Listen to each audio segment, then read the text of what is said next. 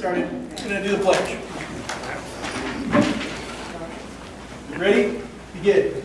I pledge allegiance to the flag of the United States of America and to the republic for which it stands, one nation, under God, indivisible, with liberty and justice for all. All right, we're going to open up for community comments. So these are non-agenda items only. So if what you want to talk about is on the agenda, please wait till then. Please identify yourself and keep it limited to 2 minutes. Or not. Or, yeah, great. Okay. Going once? Twice. All right. Moving along. Okay, minutes from last meeting. I read them. I had 3 things I'd like to add. And I'll just read them, and I'll send them to you, the text to you, Kelly.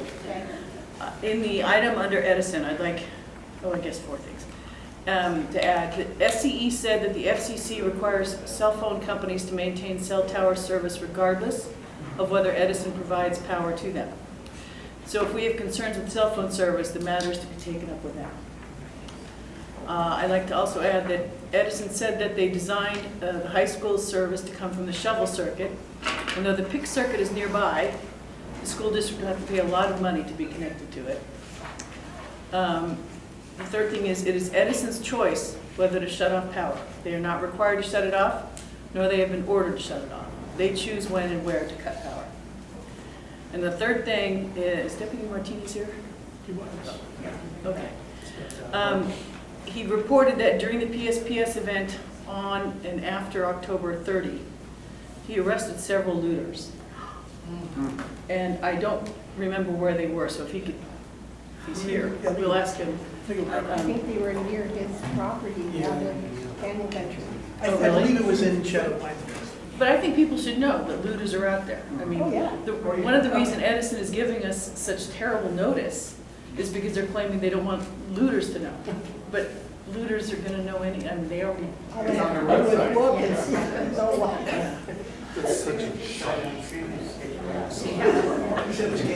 In Canyon Country. But there were like many, numerous, like 7 or 8 or a large number. So anyway, I'd like to make those additions. Okay, and you'll send those to me? Yes, I will. Well, I'll add the Canyon Country part, okay. All right, did we have time to review? Yeah. All of them? Yes. All right. Motion. Move to accept the minutes with Jackie's amendments. A second. All right. Any other discussion? All in favor? Aye. Aye. All right. Opposed? No. All right, motion's carried. Thank you, Joey. Yes. All right, announcements and correspondence. Okay, we filed a request with the California Public Utilities Commission's process office to be added to the service list for the order instituting investigation docket. Edison is required to file their comments by 13 December, and those wishing to become parties in the proceeding must file a response by 10 January. We will prepare our response after SCE is filed. I don't have the contract ready yet, but I will by the next meeting. We have not heard back on our request to the Board of Supervisors to advocate on behalf of the county residents affected by PSPS activities, up to and including participation in the OII. That's the order instituting investigation that the PUC announced a week and a half ago, or a couple weeks ago, that we agreed to participate in. The county did participate as a party before the PUC in the Porter Ranch OII. There was an OII initiated for that. So we are hoping that they would do the same for the county's rural and less affluent residents. Senator Wilk was scheduled to participate in a Senate Energy Committee special oversight hearing this morning regarding PS today at 11 o'clock. I was unable to tune in since I was at a Clean Safe Water Project workshop. However, I'm sure you can review the tape, and you all can review the tape. He's also launched an outreach campaign called "Did You Lose Your Power?" during one of Southern California Edison's forced power outages. He is seeking input from affected residents, and you can contact his office if you have any experiences you wish to share. I attended the first meeting of the Santa Clara River Watershed Committee under Measure W on Thursday, November 7th. There were 15 committee members, and every member is either a resident of or represents an agency in the city of Santa Clarita, except for 2 or 3 county employees. The county code requires that the stakeholder members be selected to maintain a geographically balanced representation to the greatest extent feasible, but that requirement was ignored when this committee was actually formed. Santa Clarita occupies just 13% of the watershed, but its representatives occupy more than 80% of the seats. There appears to be something of a schism in the committee. When I watched the committee meeting, I was sitting in the gallery, and after numerous voting actions, they could not agree on a committee chair. They could not agree on a vice chair. They could not even agree if they wanted to have a co-chair arrangement or a chair-vice chair arrangement. There were many, many ballots cast, numerous ballots cast. And so they didn't really accomplish anything. I do not know what the politics are that were caused this divisive paralysis that I observed, but I do know that it has no place in this steering committee. I don't know why the board approved these members if they are so intractable in their positions that they cannot even agree on who will chair their committee. I do know that the divisiveness demonstrated at the first meeting does not bode well for a fair and balanced program in the Santa Clara watershed. The next committee meeting is December 12th at 10 a.m. at Santa Clarita. I encourage others to go. I will be there, and hopefully they'll move forward on who's going to actually run the show. I attended the Call for Projects workshop for the Safe Clean Water program today. Applications for the first phase are due December 15th, so if you want to submit an application, you're welcome to do so. Applications for the second phase are due July 31. Consistent with the last meeting, a public records request was submitted for records pertaining to the Thousand Trails CUP application. Today, we received a notice that the county requires a 10-day extension to write a program to gather the records. I don't know why they need to write a program to respond to a records request, but hopefully we'll have something by 29 November. We have been asked if the community would like to have a water talks presentation about Santa Clara River water and water supply issues. They would give a presentation about all things water, like water supply, groundwater, wastewater, stormwater, flooding, habitat, river recreation, river access. And then the presenters are going to just listen to concerns about water in our community. So if we'd like to do that, we can take them up on that offer. A sitting member of the steering committee is the one who made that offer. And I spoke with her at length today. We have never gotten a response from our many outreach requests to Metrolink to present to the community the proposed expansion of rail use through Acton. The proposal is having rail use bi-directional every half an hour, substantial increase in train travel through our community. We've, as you know, we've sent many emails asking them to come back. They were here in January of 2018. So I called Mr. Davis again and again, and I finally got through. He expressed interest in coming back out to talk about the project, but that there are perhaps others who should also be included. He mentioned LA Metro and the North County Transportation Coalition, and said that the project to expand the AV line operations was not fully funded. Because I asked him what the status of the environmental review was, because we wanted the opportunity to comment on noise impacts, you know, train whistle going through twice an hour or 4 times an hour. So he said, I don't know, but the project's not fully funded. I said, I don't know what that means in terms of environmental assessment. So I explained that our community wants to know the status of the environmental reviews. As we explained when they came and presented nearly 2 years ago, we wanted to be on the notice list to provide comments and ensure that the significant noise insults of the increase in our community due to the expansion are properly mitigated. He did not know what the status of the EIR was, but he will get back to us this week. I'm almost done. No. I'm exacerbated that it's taken that much effort to get a response. 8 film permit notices were issued on Saturday. I've not had a chance to review all of them because things have been so busy, but many seem to involve drones. They are all over the place. Many have traffic interruptions, involve filming as early as 5 a.m. and as late as 2 a.m. starting tomorrow. There was another one that came through this afternoon. Yeah, I think 8 permits in Yeah. one day. And then it's another drone up Aliso from 6 a.m. to 2 a.m. It's the one that came in today. They're all over Acton. I don't know what's going on. We received, and partly in Auburn, will say too, we received a response from Public Works regarding our clean, safe water outreach. It included some alarming comments about how Acton's agricultural and equestrian uses were contributing to significant contamination in the Santa Clara River. These comments were based on a study of water samples collected in Santa Clarita and Ventura County, more than 30 miles away. So a response was prepared, which pointed this out, and among other things, it asked that Public Works provide more definitive data to support its statements about acting contaminating the river. Finally, we received communication with the Agua Dulce Town Council about coordinating efforts to address this perception that rural equestrian development is contributing to significant pollution in the Santa Clara River. Their representatives can be available after the first of the year to start that effort. I think that's it. Yes. So, the meeting. Which where meeting? The Measure W.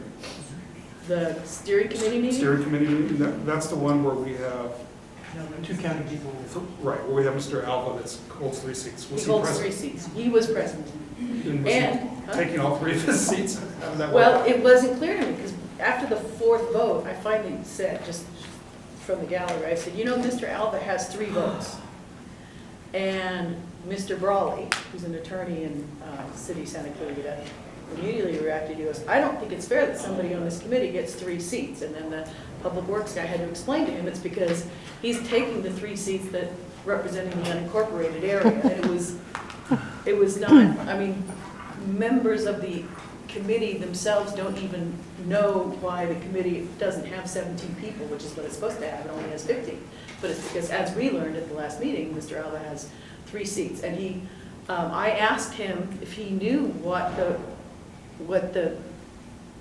crack in this steering committee is, why they can't even agree on how they're going to run, let alone who's going to run, you know, the chair. And he said he had no idea. But there were people from the water agency, there were people from the city of Santa Clarita, and then there were people from businesses. And it seemed like there were like 3 camps.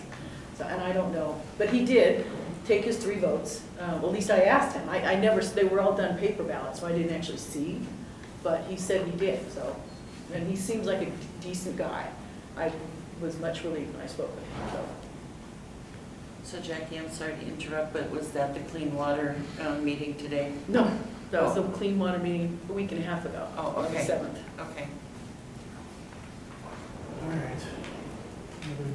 Oh, it was suggested, I forgot this, it was suggested several, okay, so there were people, some people were not at the meeting, and several of the community stakeholders that are supposed to be represented throughout the watershed don't have, what do you call it, seconds, or, you know, backups, people to sit, they're supposed to sit in the gallery, and then when the person can't come, they take their place, but they're supposed to attend all the meetings so they know what's going on.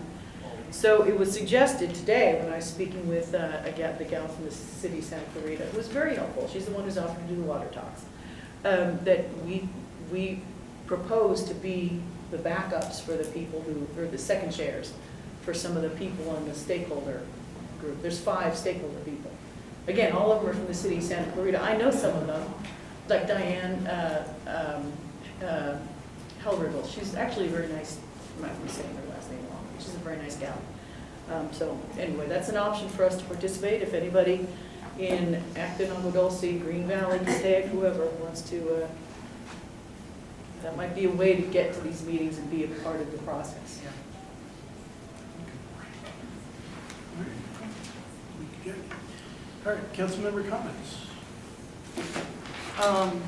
Okay, I got 2 phone calls over the weekend again about dumping. They're calling it illegal dumping again, and it's taking place up at the top of Crown Valley.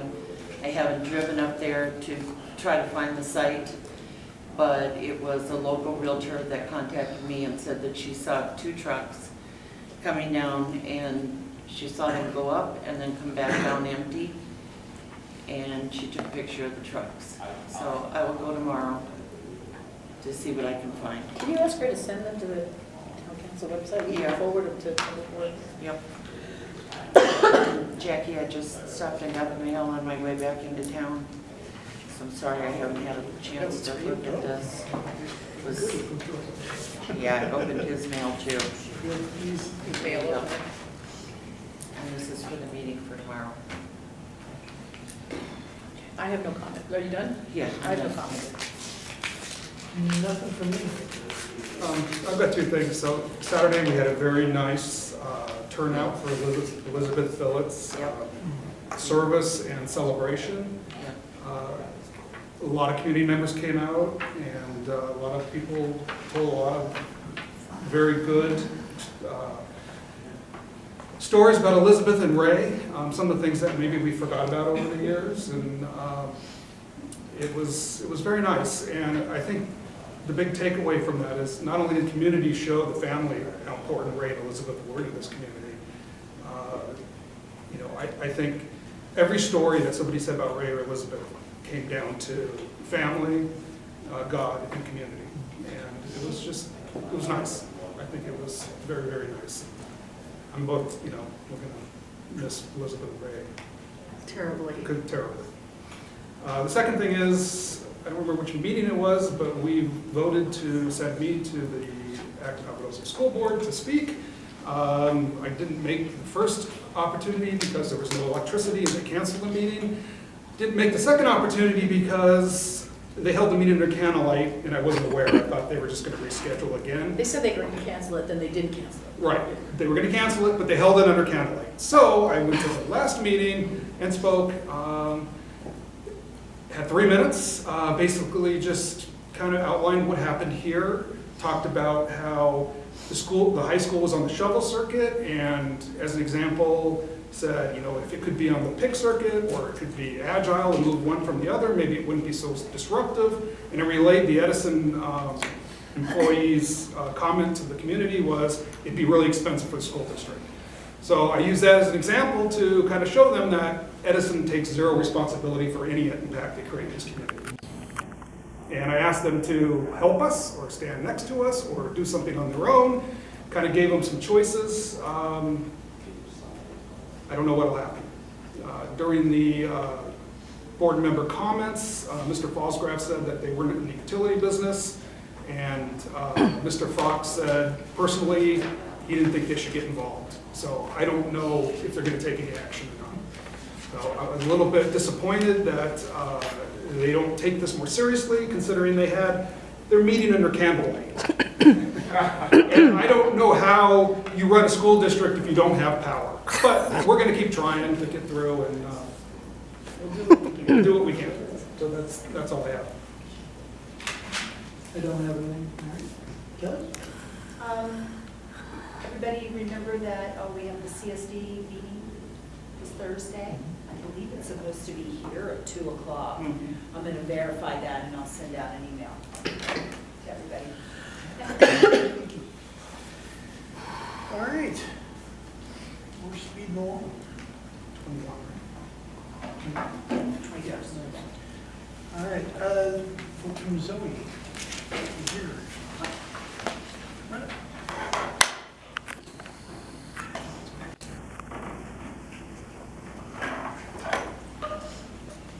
Where would you like us?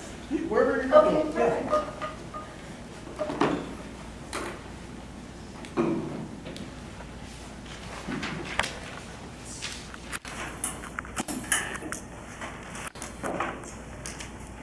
Good evening. Thank you so much for having us. My name is Vicki McCoy, and I am the residential manager at Zoe, and currently the project manager of this project that we're doing at 8144 Escondido Canyon Boulevard. I would like to thank you for having us and giving us this time this evening. We purchased 50 acres off Escondido in July of 2000. Some renderings in the back and what we plan to do.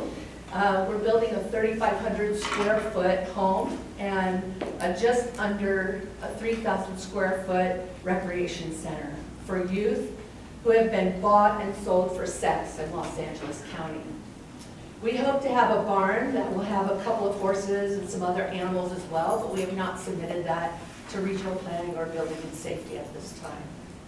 The property will be enclosed with a fence around the whole property.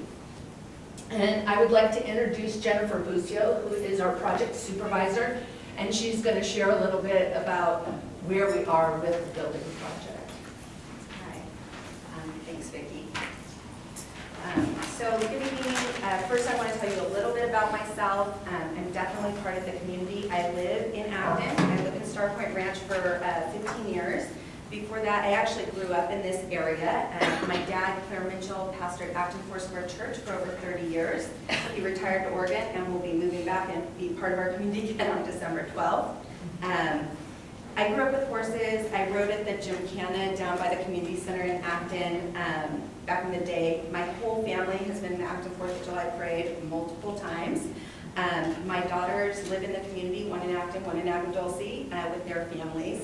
I have grandkids at High Desert and I lead. I get my lattes from Kirkconnect. I take my dogs to Sweetwater Vet. And I understand our community concerns. I'm not an outsider. I get it. I am the one and the first one to speak up and say, I don't want anything commercial here. I don't want any chains. I mean, I'm all about rural. Zoe is going to honor that or I would not be part of it. And I want to express my heart to you guys that if Zoe wasn't going to honor Acton, I wouldn't be involved because Acton's important to me. It's how I grew up.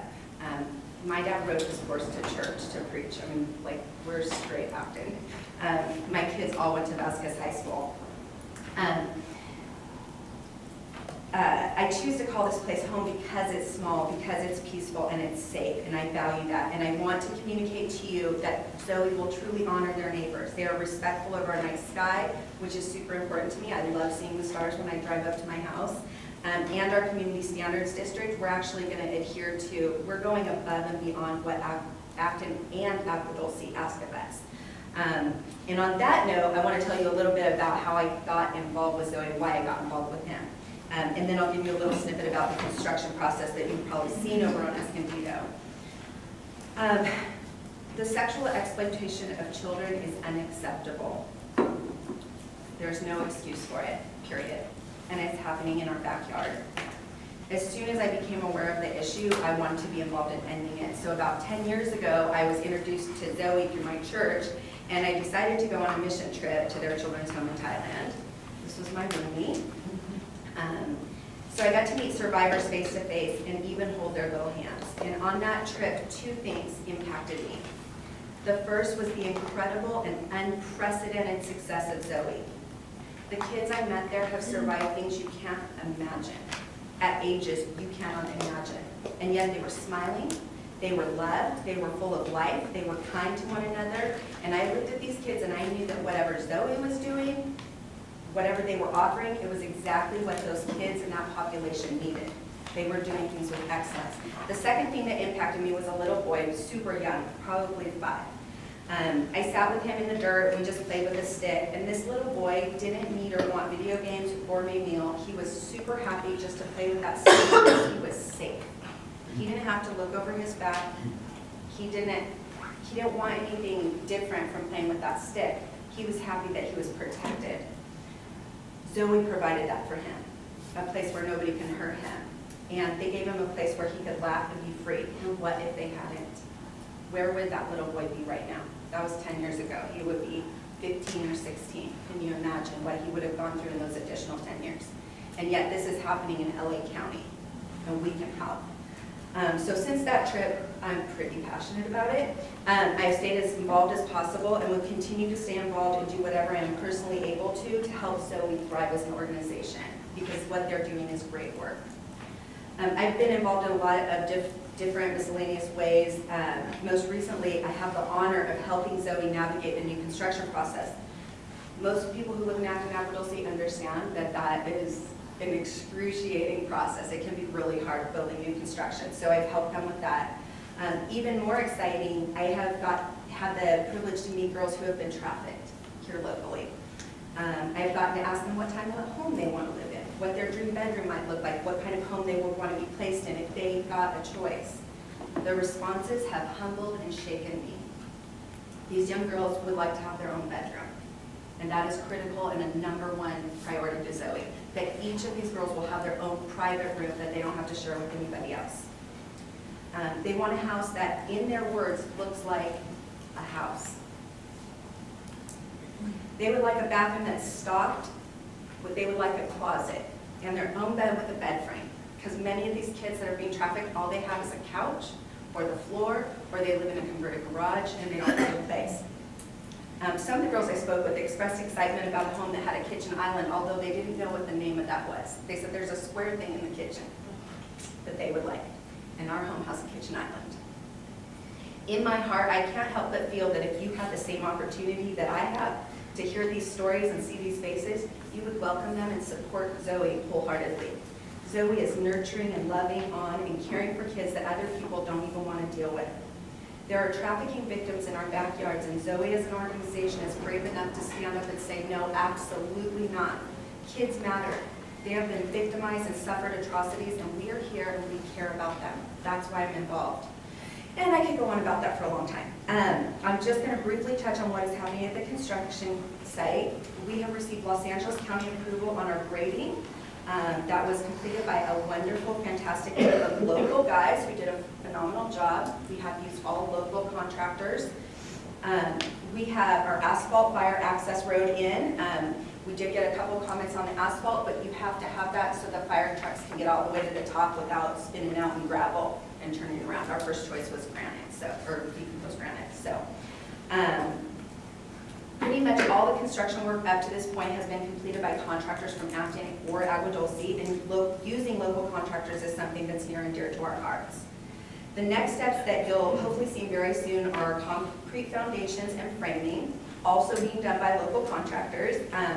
You may have noticed that we recently had a 40-foot container for storage put on the site. That's just temporary. It's going to leave. It's just there to protect our items during construction. So that's just a brief snapshot of what is going on there.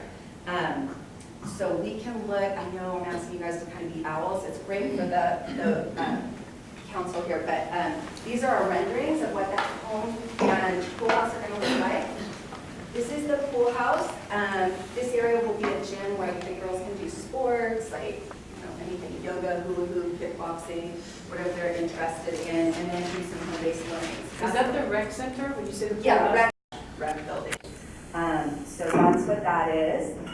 This is the outside, so we're going with a Spanish mission style architecture to comply with CSDs for commercial. Even though we're not commercial, we are single family residents, but we wanted to make sure that we fit in with the community. So it'll be all Spanish architecture with some arches and things. And this is kind of a bird's eye view of what the home will look like.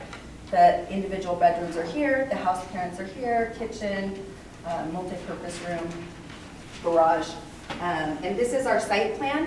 We're really excited. We want to build a barn over in this area. We don't have that submitted to the building and safety quite yet, but we'd like to have a barn so that the girls can do animal therapy with horses, goats, those things. I grew up with that, so it's important. And this is just, if you see the site from Escondido or the freeway, the very top pad is where this home will be. The only home that's going to be on there. That's where the bedrooms are. Yes. The bedrooms will be up on this part, so Escondido's here. And this will be that, and then there will be the rec room or pool house down here. We'd love to put in the pool. We're not there yet because we don't have funding. So that's kind of... I myself will be living at the home in order to be the constant connection as the residential manager. Our youth home mission is to share dignity, hope, and love to children who rarely had that within their life experience, and we believe all children deserve that. This home is not a halfway house, it is a restoration home. The girls we serve are not criminals, they are victims. They have suffered from unimaginable abuse and trauma, and they are not coming to live at Zoe because they have committed a crime, but because they need a safe home to live in. Zoe is not providing rehabilitation for children, we are providing restoration. They need a safe and loving home to heal. We've been volunteering at a 3-day shelter for the past year, and many of the girls there want to come to Zoe. When they hear about what we're doing, they're asking me to take their phone number because when we have it built, they want to come and live here. It's a safe place. They are suffering in these temporary shelters when they should be in a loving home. We tell them about the home and again that they just want to come. So our home will be staffed with caring adults, 24 hours a day, 7 days a week, every day of the year, with a ratio of 2 staff to 3 youth. Our staff have specialized experience with this population of girls who have been bought and sold for sex, many times beaten, forced to take drugs, tricked into what we might call as prostitution, when it is actually rape and child abuse. So some additional items that you might be wondering about is security. In addition to myself living on site and the staff present 24 hours a day, we have the beautiful fencing around the property, and we'll have a security system and cameras as a deterrent. We also will be partnering with local law enforcement. Traffic on the street, you might be wondering what additional traffic that might bring. We don't anticipate any extra traffic on the street, no more than a home with 4 or 5 drivers coming and going. And then there might be a concern about noise level. No more than a family with 6 teenage girls in their family. The girls will be outside playing from time to time, swimming, brushing the horses, feeding animals, walking from the home to the recreation building. Nothing I believe you need to be concerned about. And then our timeline. Once we receive our building permits, which we anticipate very soon, we have a very aggressive timeline and believe our home and recreation building will be built within 7 or 8 months. So this is what we have tonight. We open it, turn it back to you, the esteemed board members, and let us know if you want to open it for questions or do that at the end or however. But thank you. Quick question to start. So I've heard you kind of say between kids and then girls, and kind of back and forth. Is it only girls? Only girls. Okay. How long do they stay with you? What happens to them when they reach 18? Yeah, very good question, thank you. So they stay with us as long as Department of Children and Family Services say that they can stay with us, right? If their families, always they want to reunify children with families. And so they might need wraparound services to be able to get back to families. But if they can't go with their families, because sometimes, unfortunately, their families are the ones that are selling them into human trafficking. So then if they need long-term foster care, then we would be partnering with foster families and training them on trauma-informed care, and we would want them to be with safe families. So it could be any time, 3 months, but we would hope that they would be with us for 18 months. Now, after 18, they can be in an independent living program. There's something called AB 212, AB 12, I think. I can't remember the number, but this is where they're still in foster care, under foster care until they're 21.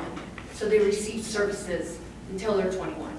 And Department of Children and Family Services are helping them along the way so they can have independent living.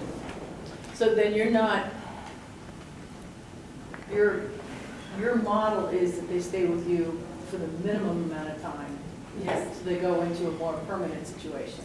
Yes, so really there is no such thing as group homes anymore in the state of California. There's something called California Continuum of Care Reform, and now it's something called an STRTP, which is Short-Term Residential Therapeutic Program. So it's meant to be short-term. What is short-term? That's up to DCFS. So that's not defined. Not to say like more than 3 months or anything like that.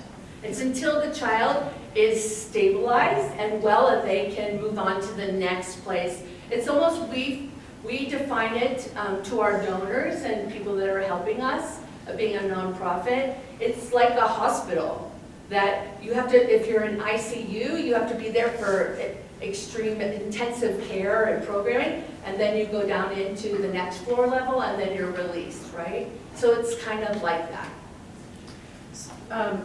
The reason I ask is typically your facility is not in Acton. It's outside of Acton's boundary, right on the boundary. Okay. And typically we don't, stick our nose into the business of other communities. However, we've had several Acton residents in your area, because you're right on the boundary, raise concerns, and so that's why we've invited you, and I'm very grateful that you're here.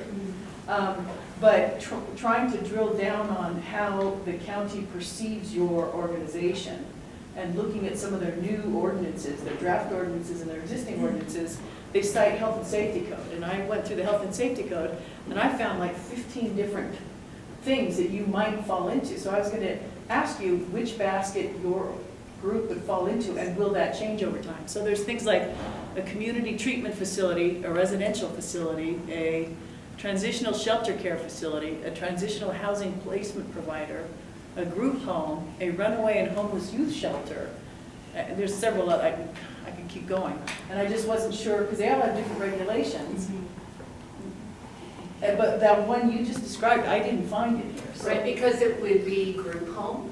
Okay, so And it's it's a new term, and it probably hasn't caught up, because it's just been in the last 2 years of this STRTP.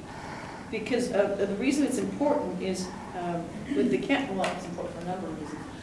Obviously for your purposes and also for our purposes of understanding what, you know, what this is. Because I have done some research on your Thailand facility, and it's a, let's see, I think it's a, it says it's a 20-acre facility, but it's got about 310 kids. And I know that you have, at least according to the Zoe International website, and I know you have 50 acres here in this area. And I'm struggling to, you're building a lot of facilities, and I'm struggling to see that it would just be for 6 kids. So is that, you Right. never want to have more than 6 kids, or Right. what?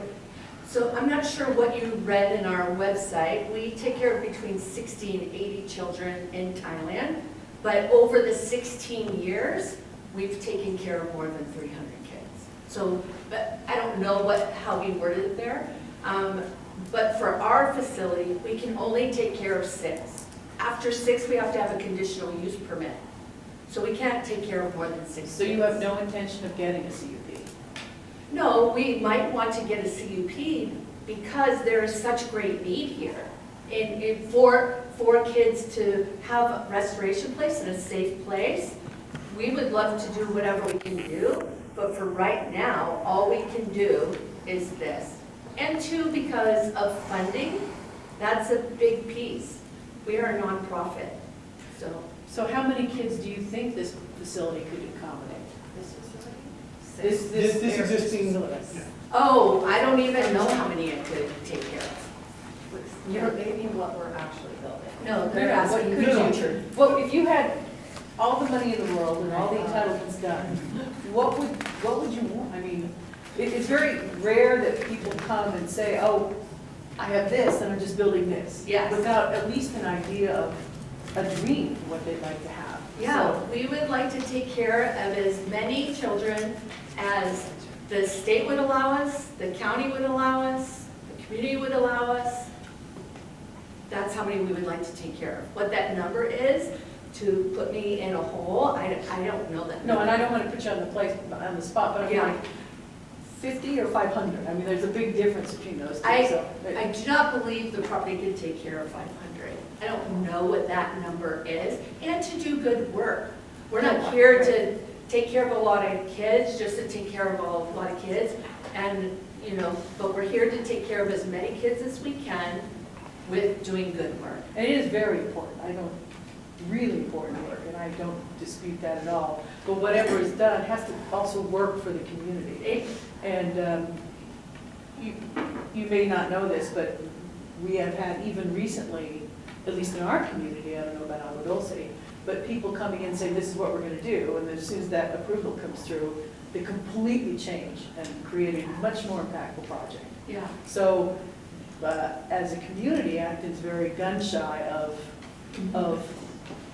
projects that come in that could be this big, but they're saying they're just going to be this big. So that's why I'm kind of drilling down so people have an idea of really what your long-term goal might be. And I appreciate you saying as many kids, without knowing, and I understand that, but this is the beginning point for you.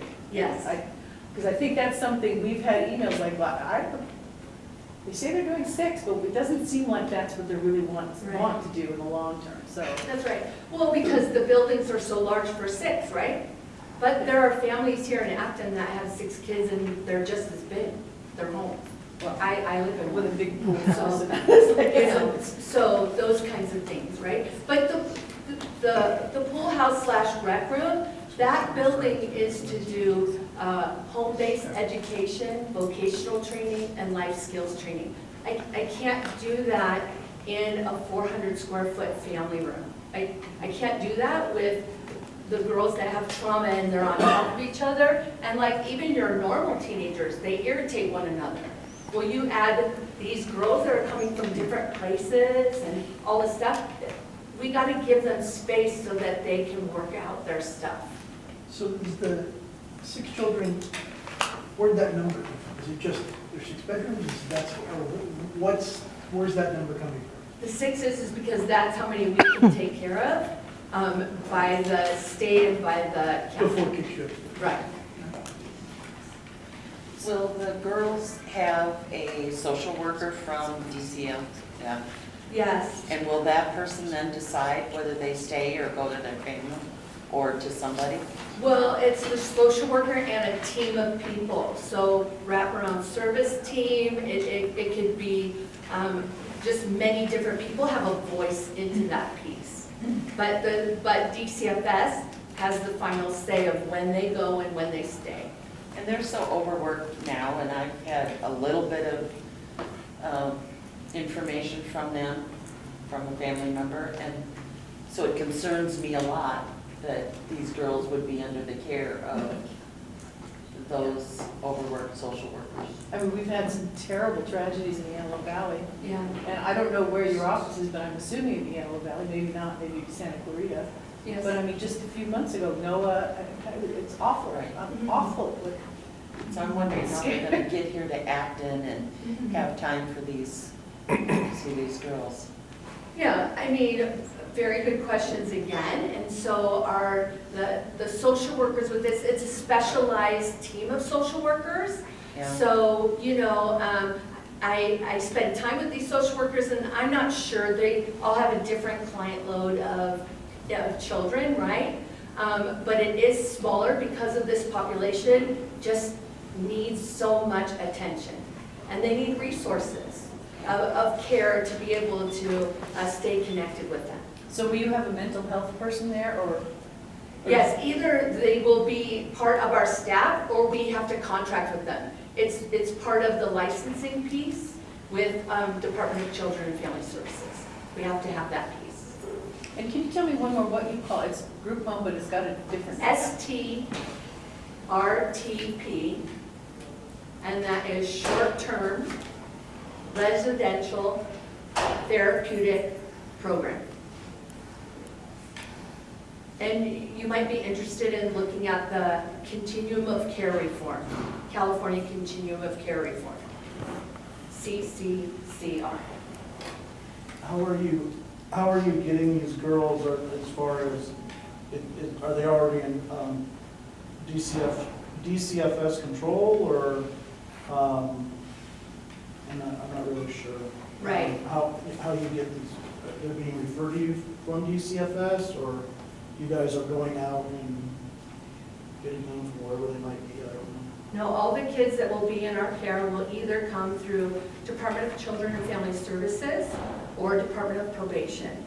So where they're out of probation and now they need placement. So again, like it used to be a group home, it's the same thing. So we can't just bring kids into our home, they have to be placed through DCFS.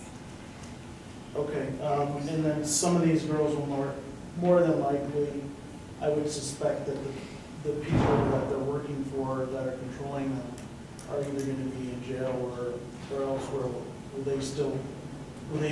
Is it possible that they're still going to be in their court or trial phase or anything like that? Or do they come to you after that, or? It can be all. Does that make sense what I'm saying? Yeah, what I believe I hear you saying is the girls that come to us, would they be testifying and being in court for different reasons? Correct. Some of the children of this population, they do go to court. Now, our county, Los Angeles County, they have created a specialized court for this population, what is called commercial sexually exploited children. Right. So there is a special court at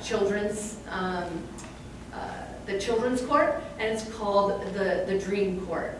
So they take cases once a week that is just for these girls. And so again, the judge is trauma informed and understands this population. The lawyers all understand this, and so there's just much more attention and resources brought around for these girls. But yes, they could be going to court for different reasons. It's also like because of their parents, so there's a lawyer for the child, a lawyer for the parents, a lawyer for DCFS. They're all there and working together. I don't know if I answered your question. No, you did. That's a lot more information than I expected. I appreciate it. My concern is just the girls, even though it's not the whole population of those types of girls, is that they're caught up in some sort of like a Mexican mafia type situation where there might be people who are trying to prevent them from testifying. That's probably not the right word.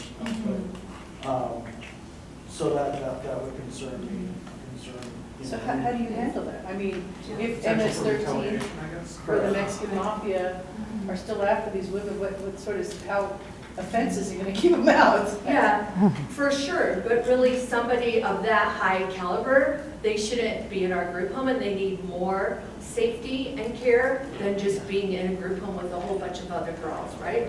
So they would probably be in a place in another place, witness protection type of deal. I would hope, but it is, and I'm sorry, it's true, it's DCFS, it's, you know, what you're saying makes sense, but that doesn't mean that's what's gonna happen. So you're saying that, to dovetail on what Troy was saying, a lot of these kids, because the foster program that the county has, if you foster a child, you're obligated for the first year you have that child to try to reunite that child with the parent, no matter how awful you think the parent might be. So if these kids, these girls are really, and I'm sure they are terribly abused, by the very parents you're supposed to be reuniting, how is the security there if finally the parent loses his or her parental rights finally, and there's no recruitment? How do you secure the neighborhood and the facility in that case when you have an angry parent who's just lost in court? Yeah, we're going to learn along the way. And again, working in other shelters or STRTPs, just seeing what is happening there. And so, you know, again, with the security system that we're putting in place, which we haven't finalized that, so I can't tell you it's this many cameras and this and that and lasers and all this. We're still figuring all of that out because we're not at that process in our project. So are these issues of concern in other facilities? Say that again? Well, you're looking at other facilities. You said other STRTP facilities. Are these issues of concern in these facilities? Do these problems come up? Well, I haven't heard any of those particular pieces, but there's always different things that are happening because the kids are coming from bad places and stuff. But I have not heard anything where parents are coming or anything like that. So how do these facilities mitigate impacts to neighbors given the situation that they're in? Yeah, let me just address a couple things because I think there's separate questions. First, when you're talking about, say, the cartel, like Vicki said, that it's very high level, they would be in a witness protection type situation. But another thing that I think you have to remember, which is tragic and terrible, but there may be community benefits, is that these girls are, it's not worth a gang member coming back to get a girl. They're just gonna go to the local junior high or high school and get another one. It's not worth their time or effort to come get a girl. As far as the parents and the security piece, we have a security team that is, we've met with even people who are in the Secret Service at one time. So we're taking it very seriously. We're looking at how robust can it be, but we don't want it to be overkill. We are going to have, you know, the full 50 acres is going to be completely fenced, 100% with the security gate. There will be cameras. We just don't have that whole piece designed yet. And we do have law enforcement. We have our COO is retired law enforcement, or active duty? He's active duty LAPD. Right? Yes. Yeah. Sorry. I do construction. If you have a question about the fence, I can answer it. So we haven't finalized it, but we do have a lot of high-end people involved in it to make sure you're safe. Sorry, there's a question here. Hi, Vicki. Hi, Jen. We're dealing with phase one of the project. divided the property into 4 different units. Now, my concern is, and you probably can't answer, is project 2, 3, and 4. Those acres, are they going to have houses and be fully developed like this first phase is? Because it would destroy the property. Yeah. So, I know it's down the road, but you anticipate that. If you look at the property parcels, it's been divided up into 4 different units. so we purchased it that way. Yeah, It was already 4. It was already divided, but by developing each unit, you can put a house on it, and it could be just like that. That's my only concern, is I just don't want a whole mini compound. That's Right, the whole right. thing. And so again, for us, this is where we're focused, Right now. is just this. Answering Miss Jacqueline's question is, what could we do? We would love to do whatever we could do, but again, logistically, financially, all those things, it's huge. And it's down the road. It's, I mean, this project right here is over $5 million. So, yes, ma'am. Yeah, so, 2 questions. Thinking about your facility, I mean, you're not in a vacuum. So how do you care for girls who are pregnant? And how do you care for girls regarding their education? Will you be integrating them into the school, or like what does the day look like for your girls? Are they going out for education, or what does that look like?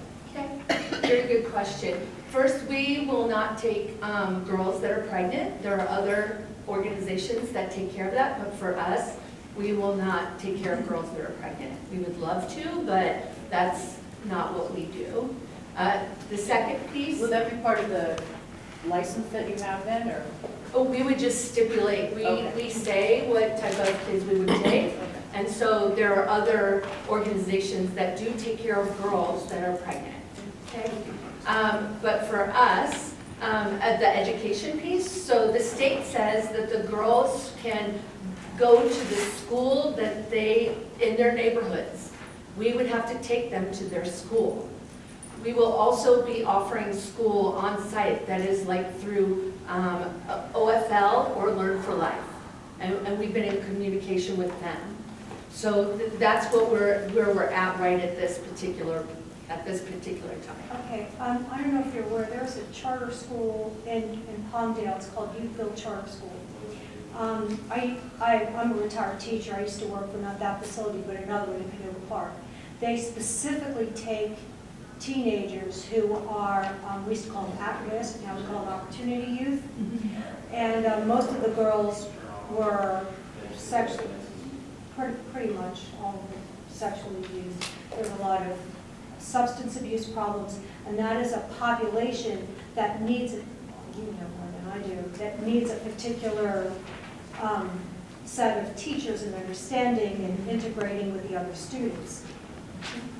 So I didn't know if you knew about that program. What is it called again? It's called Youthville Charter School. Youthville Palmdale. Charter School. Yeah. Yes. Yeah, I can tell you the directors and so on. Would love to hear about that. The thing is, here's the thing, our state says that a child has to be enrolled within, I believe, 48 hours or 72 hours. Now think about this. A 14-year-old girl that's been trafficked for the last 2 or 3 years. She's worked 365 days a year because she doesn't get sick days, she doesn't get personal days, she doesn't get vacation days. And she has to service 20 plus clients a night. She has to bring in $800 to $1,000 a night to her trafficker. That's what she has to do. And so when she's rescued, now we want her to go to a traditional school and be able to get up at 6:30 in the morning and go to school and be able to think and to do math and to do English and to do science and to do all this stuff. We think that that's going to happen. Like, we can't do that. We have to give them a moment just to decompress, right? So sleep for 3 days. OFL, Learn for Life, they say, do a packet on health. And all she has to do is read about good self-care, to do some PE class. All she has to do is walk up and down our hill, and right there's PE class. Trust me, I walked that driveway. It's a lot, right? So she could do that for the first month or 2 months. Then maybe, okay. But also what it affords these kids to do, because what we are finding is they are so smart. They just need one caring adult in their camp to be a champion and say you could do it. They could take care of high school and get an AA degree through COC and be on their way. So that's what we're working for. Deputy Martinez. Hi. So I've met with them a couple times and stuff, and some of the questions and concerns were brought up.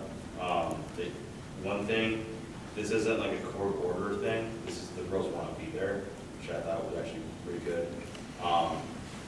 Our major crime, human trafficking lieutenant, talked to me.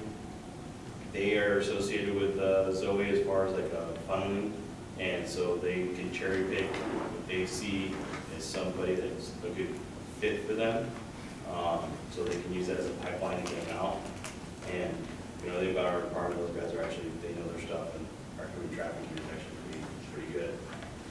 The other thing with the security and schools and stuff, having talked to the counselors and the other guy that's not here, I forget his name, they don't necessarily want them to go to the school because teenagers are going to ask, oh, where did you come from? What's your background? They want to kind of avoid that whole thing altogether, and hence the OFL. And security, I've told Jennifer many times that unfortunately we are rural and it does take us a long time, and they got a very quick freeway access, and so they have an ongoing thing, but they're open to as far as what they can do. As far as the project goes, I don't know how big it's going to get, but it's a lot of things. They ran out of money basically. This is all they can build. They can't do anything else right now. You know, this is it. This is as big as you can get for the money they have now. And I don't want to go to that would be, that's a concern that we brought up in our will states. But for what they got now, this is pretty much it. There's not, no more money.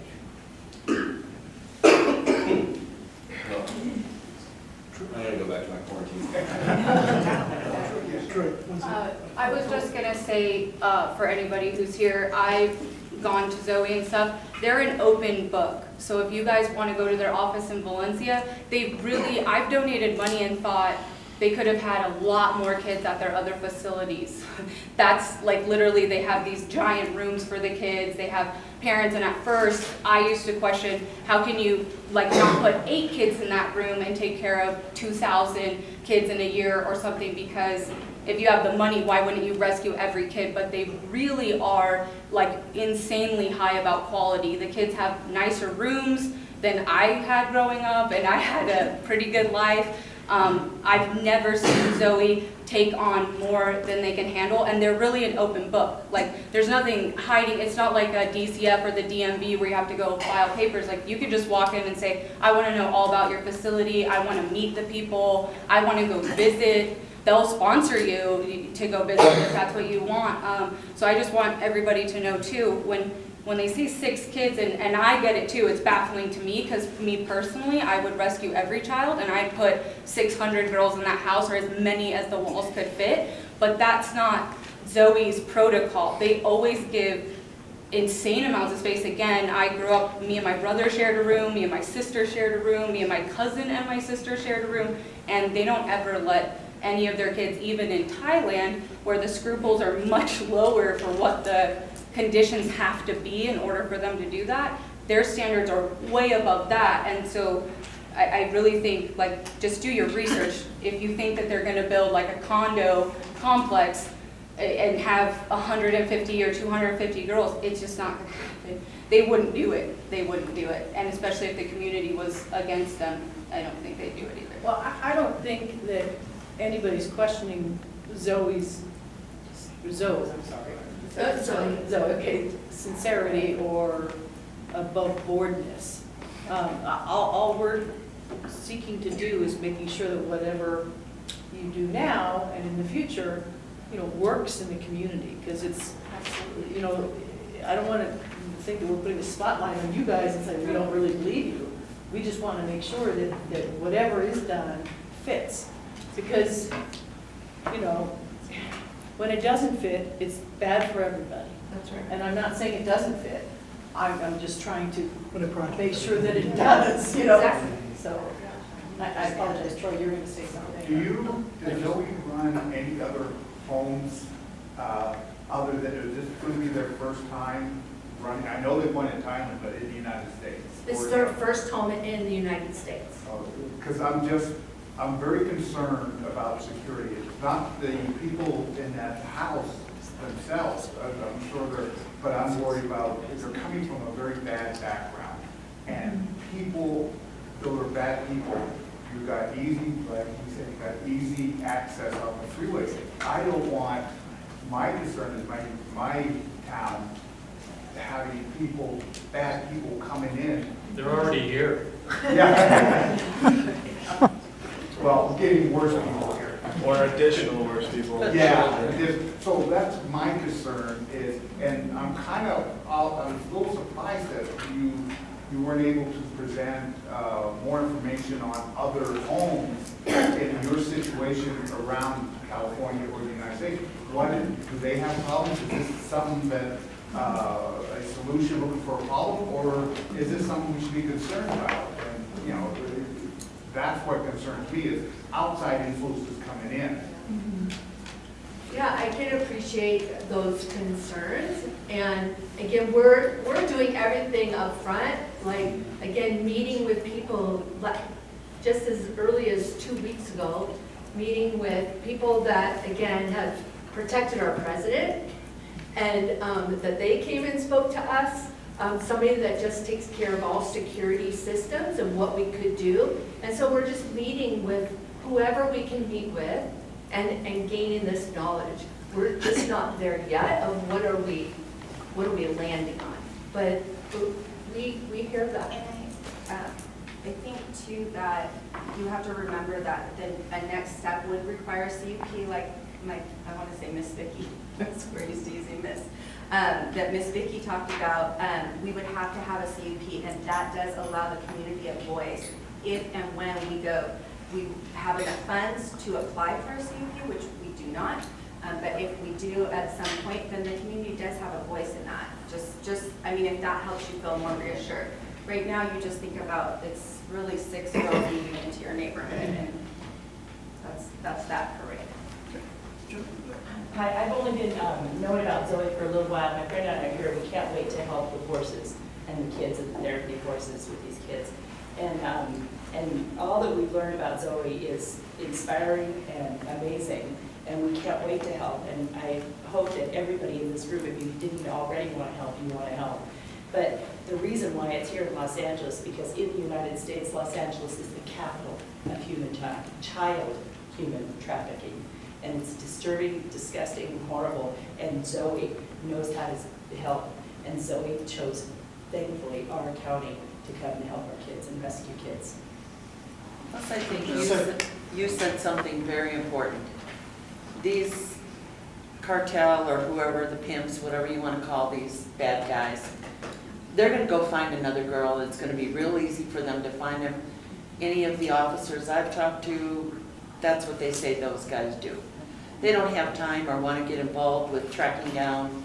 And I could be wrong, I could be naive about it, but I think there's so many ways for them to get another girl.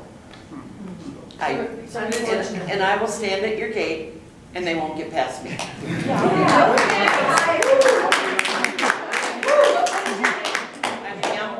And I'll bring my Ruby dog. Okay, so this is our security plan.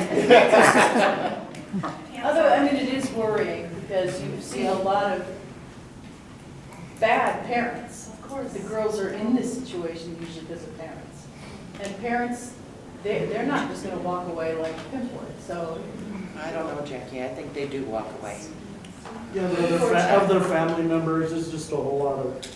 Yep. There's a whole lot of what ifs. I just have 2 quick questions.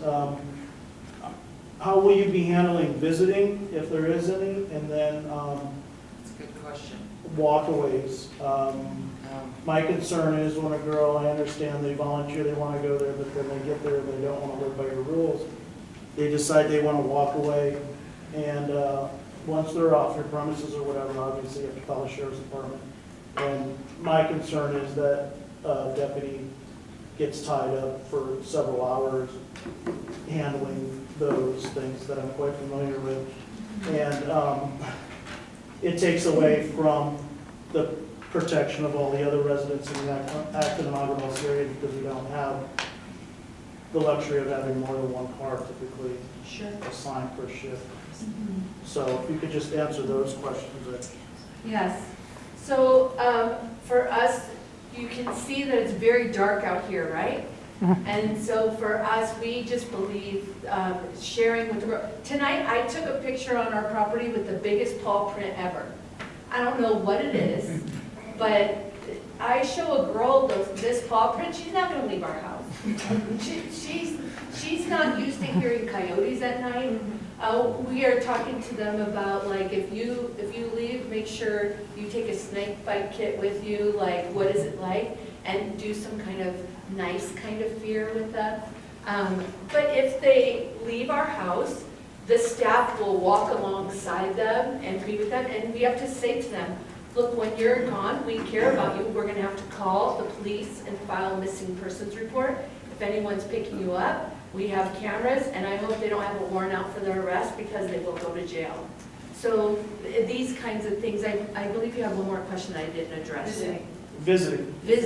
So, yeah, the visiting will be off campus. It will not be at our site. So we will, through DCFS, when they set up visiting time with parents or whomever, that will all be handled off-site.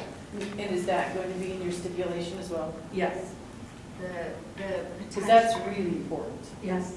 For the surrounding areas. Yeah, the potential. All right. I'm a concerned resident and also someone that's had business dealings with Zoe. I was a contractor that's worked with them. I'm going to start this conversation with saying that I wholeheartedly believe that children need to be helped. That's not an argument here.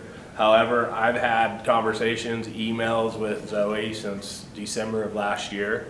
I would say that they're not representing their ultimate plan out there. I can show emails saying there's a much larger compound in the plan out there. And I would question some of the integrity that's going on there. I know that helping is a great thing, but in my dealings with them, and it might be a personal thing, I'll save everyone a thing, I've been dealt with less than with full integrity. I have issues out there that have financial repercussions on both myself, my family, and workers that worked for me.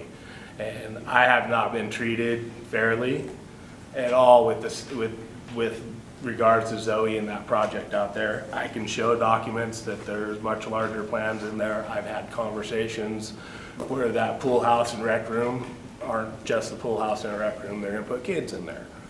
That's my personal experience with them. And once again, I'm going to say I believe in helping children. That's not what I'm trying to drive at here. I'm trying to drive that I don't think we're being told everything out here. Yes, since he didn't introduce himself, I'm a big stipulation on, I need to know who you are, what's your name. I'm Ryan Canning. You know who I am.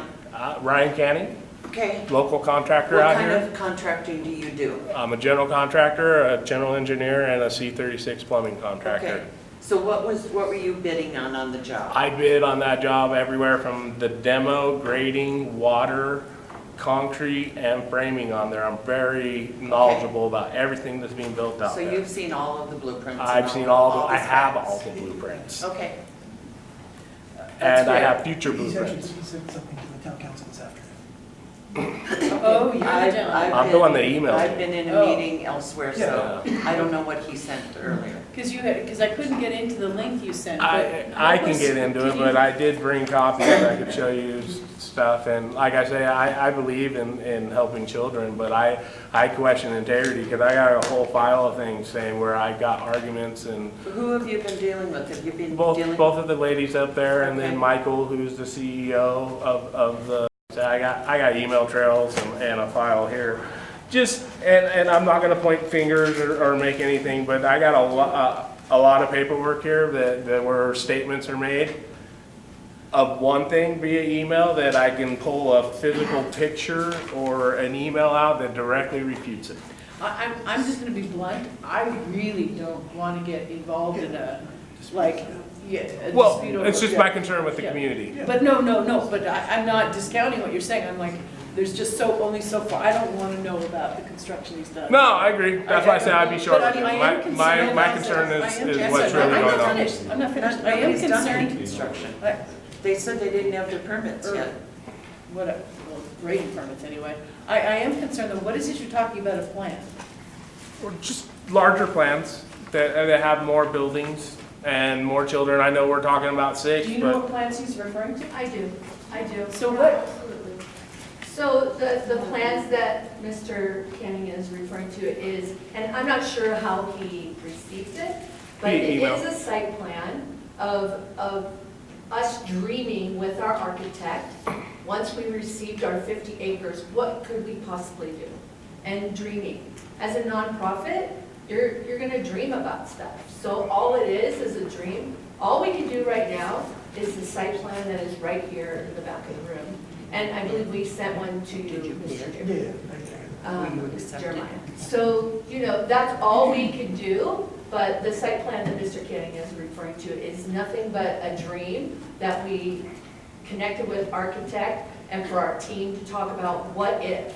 Well, it's Back to what you asked earlier Well, today. but that's actually awesome, because that's sort of a starting point to how many kids were in this dream that he's referring to? Yeah, and again, there's no number of kids there, and since that site plan, it's changed in our mind. Every month it changes because we learn more and we learn more. And even we have a huge site plan for our Thailand thing, that thing's changed over the 16 years. Has he got an accepted bid on any He was of? actually fired from the. yeah, I would remove that. There's a financial issue. That's why I say I would share all that. I would not diverge into that. I'm just saying I have experience. Okay. I am interested though in understanding the site plan, because I'm looking at your website right now in Thailand, and it says it's got the capacity for 250 people. So you're saying it has not that, but that's what it says. So I really would like to understand fundamentally what your, if you could, what it would be. And I understand you're constrained now. Yeah. Because depending how the county comes down with their interim housing ordinance, you might be captured by that, because I'm not exactly sure what you're categorized as, because what you describe as the STRTP is not even anything the county seems to be embracing at this point. So I accept it, I have no doubt that's what it is, it's just our county code's not even caught up to you. But Calling it a group home, right, Jackie? no, they're calling it.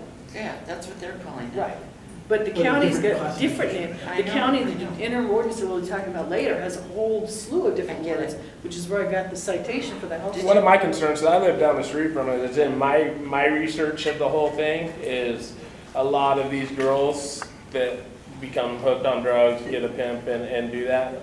Unfortunate, and I'm not saying, return back to that work if they're not correctly rehabilitated. So that criminal element is gonna chase them down. They're not gonna walk away from them because they Have you met already. any of the girls that have gone through Through rehab my at Zoe research? at the new No, property? Zoe, that's No, in not Thailand. yet. I can't. I said through my research. They do return back to that, and that's unfortunate. But that can happen to any child, anywhere. Absolutely, but what are we bringing into our community? Girls that need help. Right, Girls and need pimps and drug opportunity. dealers that are getting right off the freeway and dropping off drugs. They were gonna lose them, how'd they get out of Okay, it? Comments? Comments not to each other. If you guys have questions, Director Buren, if you guys want to have a conversation, you're welcome to take that outside. I have a question. Sure. My name is Jason Plunkett. For Ryan, if you were not removed from this situation, would you be here at the council meeting sharing what you're sharing right now? If you were still on the project, would you still be sharing what you're sharing? That's a hard question. Yeah, I don't think you would.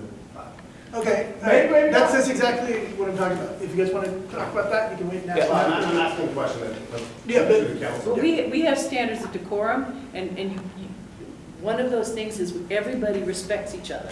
And so, I understand your question was respectfully made, but there was some. Can I re-ask the question? So, Can I re-ask the question? of us, Of us, of you or Ryan, just in general? Ryan, if you were still on the project? no, we don't know, Yeah, you can this take is that what- You can outside. take it outside. If you want to talk to somebody else in the gallery, please take it outside. This has been a big concern, that actually the project was going to grow quite a bit larger than what we've been presented, and you've talked about it, you've talked about it.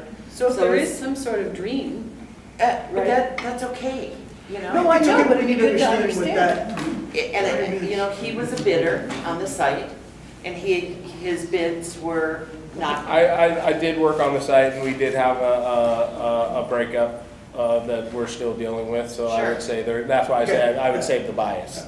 Okay. No, all I'm asking is what, the site plan was one that was not, you didn't come up with it, you got it from Zoe. Yes. So, That's why I sent you the So link, I'm so just you can trying- see that directly. It's not something I fabricated, it's Yeah, something no, I that. understood, yeah, I don't think that we're calling that. so I was just trying to understand what the capacity of that facility is. You must have some idea. I mean, no architect draws, I mean, Again, I've done enough development to know that nobody draws a box without this idea of How many bedrooms are in people it, or, you so- know. what the- Right, again, just dreaming, right? But I think, again, for me, I think we're getting too far over here, but really at the end of the day, we have to follow all the guidelines and the laws of the land, of California, of the county, and we can't do anything further than what we've done, or what we're going to do, without a conditional use permit. But we can't do any of that. And we So, understand. and that's where it's like, We then understand. everybody will be involved in that, so What'd you but say, I can't Caroline? give you a number of what's what. So, Might have a question? yeah, this, I had a kind of a comment. My name is Shirley Byrne, and my daughter worked with Cherished, was Cherished High Desert, and she is now going to get her master's so that she can be counseling in that area. That is for older women, and they had houses of residents with 4. And it wasn't that their pimps, or whatever you want to call them, came to them. It's they eventually sought them out, and when they left, they met them someplace else. They never had the problem of them coming to them. It's the girls would seek their that person out, and some of them, you know, they did go back. and that particular facility, where's that? I'm not familiar with it. Is it located? I am There are familiar with several that. houses in Lancaster. Okay, so, that's a more popular area. My concern would be that we don't have transportation short of hitchhiking out in this community. So if somebody wanted to return, that they might be more in danger than. But these women that are in Cherished are quite a bit older. Correct, but that's. Well, that's- some of them that- are not, they're yeah, just, in I their mean, one 20s. was 18. Yeah, but that's even more my concern. If they don't finish them by December of 2021, 2022. High-speed rail. 2021. Then they have to pay back all of the federal funds to President Trump, and as you know, our governor does not want to do that. So they are rushing to finish the environmental studies. And as you know, also may know, they announced their preferred alternative 6 months ago, which was to be above ground right within about 800 feet of our school, above ground over the 14 freeway, daylighting just underneath Hypotenuse Road, going over the freeway, over Red Rover, over all kinds of places right near our school, and then Our high school. slamming into the mountain right behind, what's that street? I'm blanking on it. Near Heisey, not before Heisey Ranch, before Heisey Ranch. Ward Road. Road, yes. And so it's above ground, just short of a mile. And, well, we've made a lot of arguments about that. So the reason we put this on the agenda is because we're putting together, we need to put together a group of people who are willing to work sort of collaboratively to deconstruct their EIR. Everybody will get a section assigned to them and take it apart, find the weaknesses, find the inconsistencies, find the failures, and then write up a section on that, and everybody will have a section, 1 or 2 people will be assigned to a section. And then that way we can cover the whole EIR, because they're only going to give us, I'm guessing the EIR is going to be about this high. Yeah, it is fairly And they're only going to give us 30, maybe 45 days. So to go through a document this thick is just, So we need to have people, some people will do noise, some people will do aesthetics. If we're lucky to have any biologists, they can do the biological resource assessment. And it's only for our little section. We don't have to do the entire 50-mile or 40-mile route. But anyway, so we are asking people if you're interested in participating in a sort of collaboration. What we did before, when this sort of thing came down in a different project, which I won't get into, we had about 10 people, right? And we had people from Agua Dulce, and we had people from Acton, and everybody got assigned a section, or sometimes 2 people got assigned a section. Cultural resources, if we have any historic, yeah, that was you and Pam. And then they just, what we did is that before the EIR came out, we got together. We have an advantage here because we've seen what they've done in EIRs for other projects. So we can actually open up the EIR they did, for example, for Merced to Fresno or something, and say, okay, this is how they're going to organize it, this is what to look for, so you can hit the ground running. So when we actually do happen, you can say, oh, yep, they made the same mistakes, we got them there. Because what the environmental review process is, at its core, it's under what's called the California Environmental Quality Act, CEQA, which you've probably heard of. At its core, the purpose of CEQA is to make sure that a project, when it is constructed, minimizes impacts to the surrounding area to the greatest extent feasible. And that language is actually in the CEQA regulation. So our job is to point out to CHSRA, the California High-Speed Rail Administration, where they could do better to protect our community from impacts. And I'll give you an example, I don't know how much time I have, but As much as you need. An example is when they do a noise impact assessment, standard procedure for them is to take, when the train goes by, at 140 feet away from it, you will hear probably about a 95 decibel sound. Now, since the train will be operating at 220 miles an hour, that's what it's supposed to be operating at, the noise profile is shifted in the low frequency range, which means it's the noise that you, like a drum roll, you feel it everywhere. It's not just a loud sound, but you feel it in everywhere. And just to give you a measure of what that 95 decibels will sound like, a jackhammer at 50 feet is 80 decibels, and every 10 decibels is a doubling of the sound.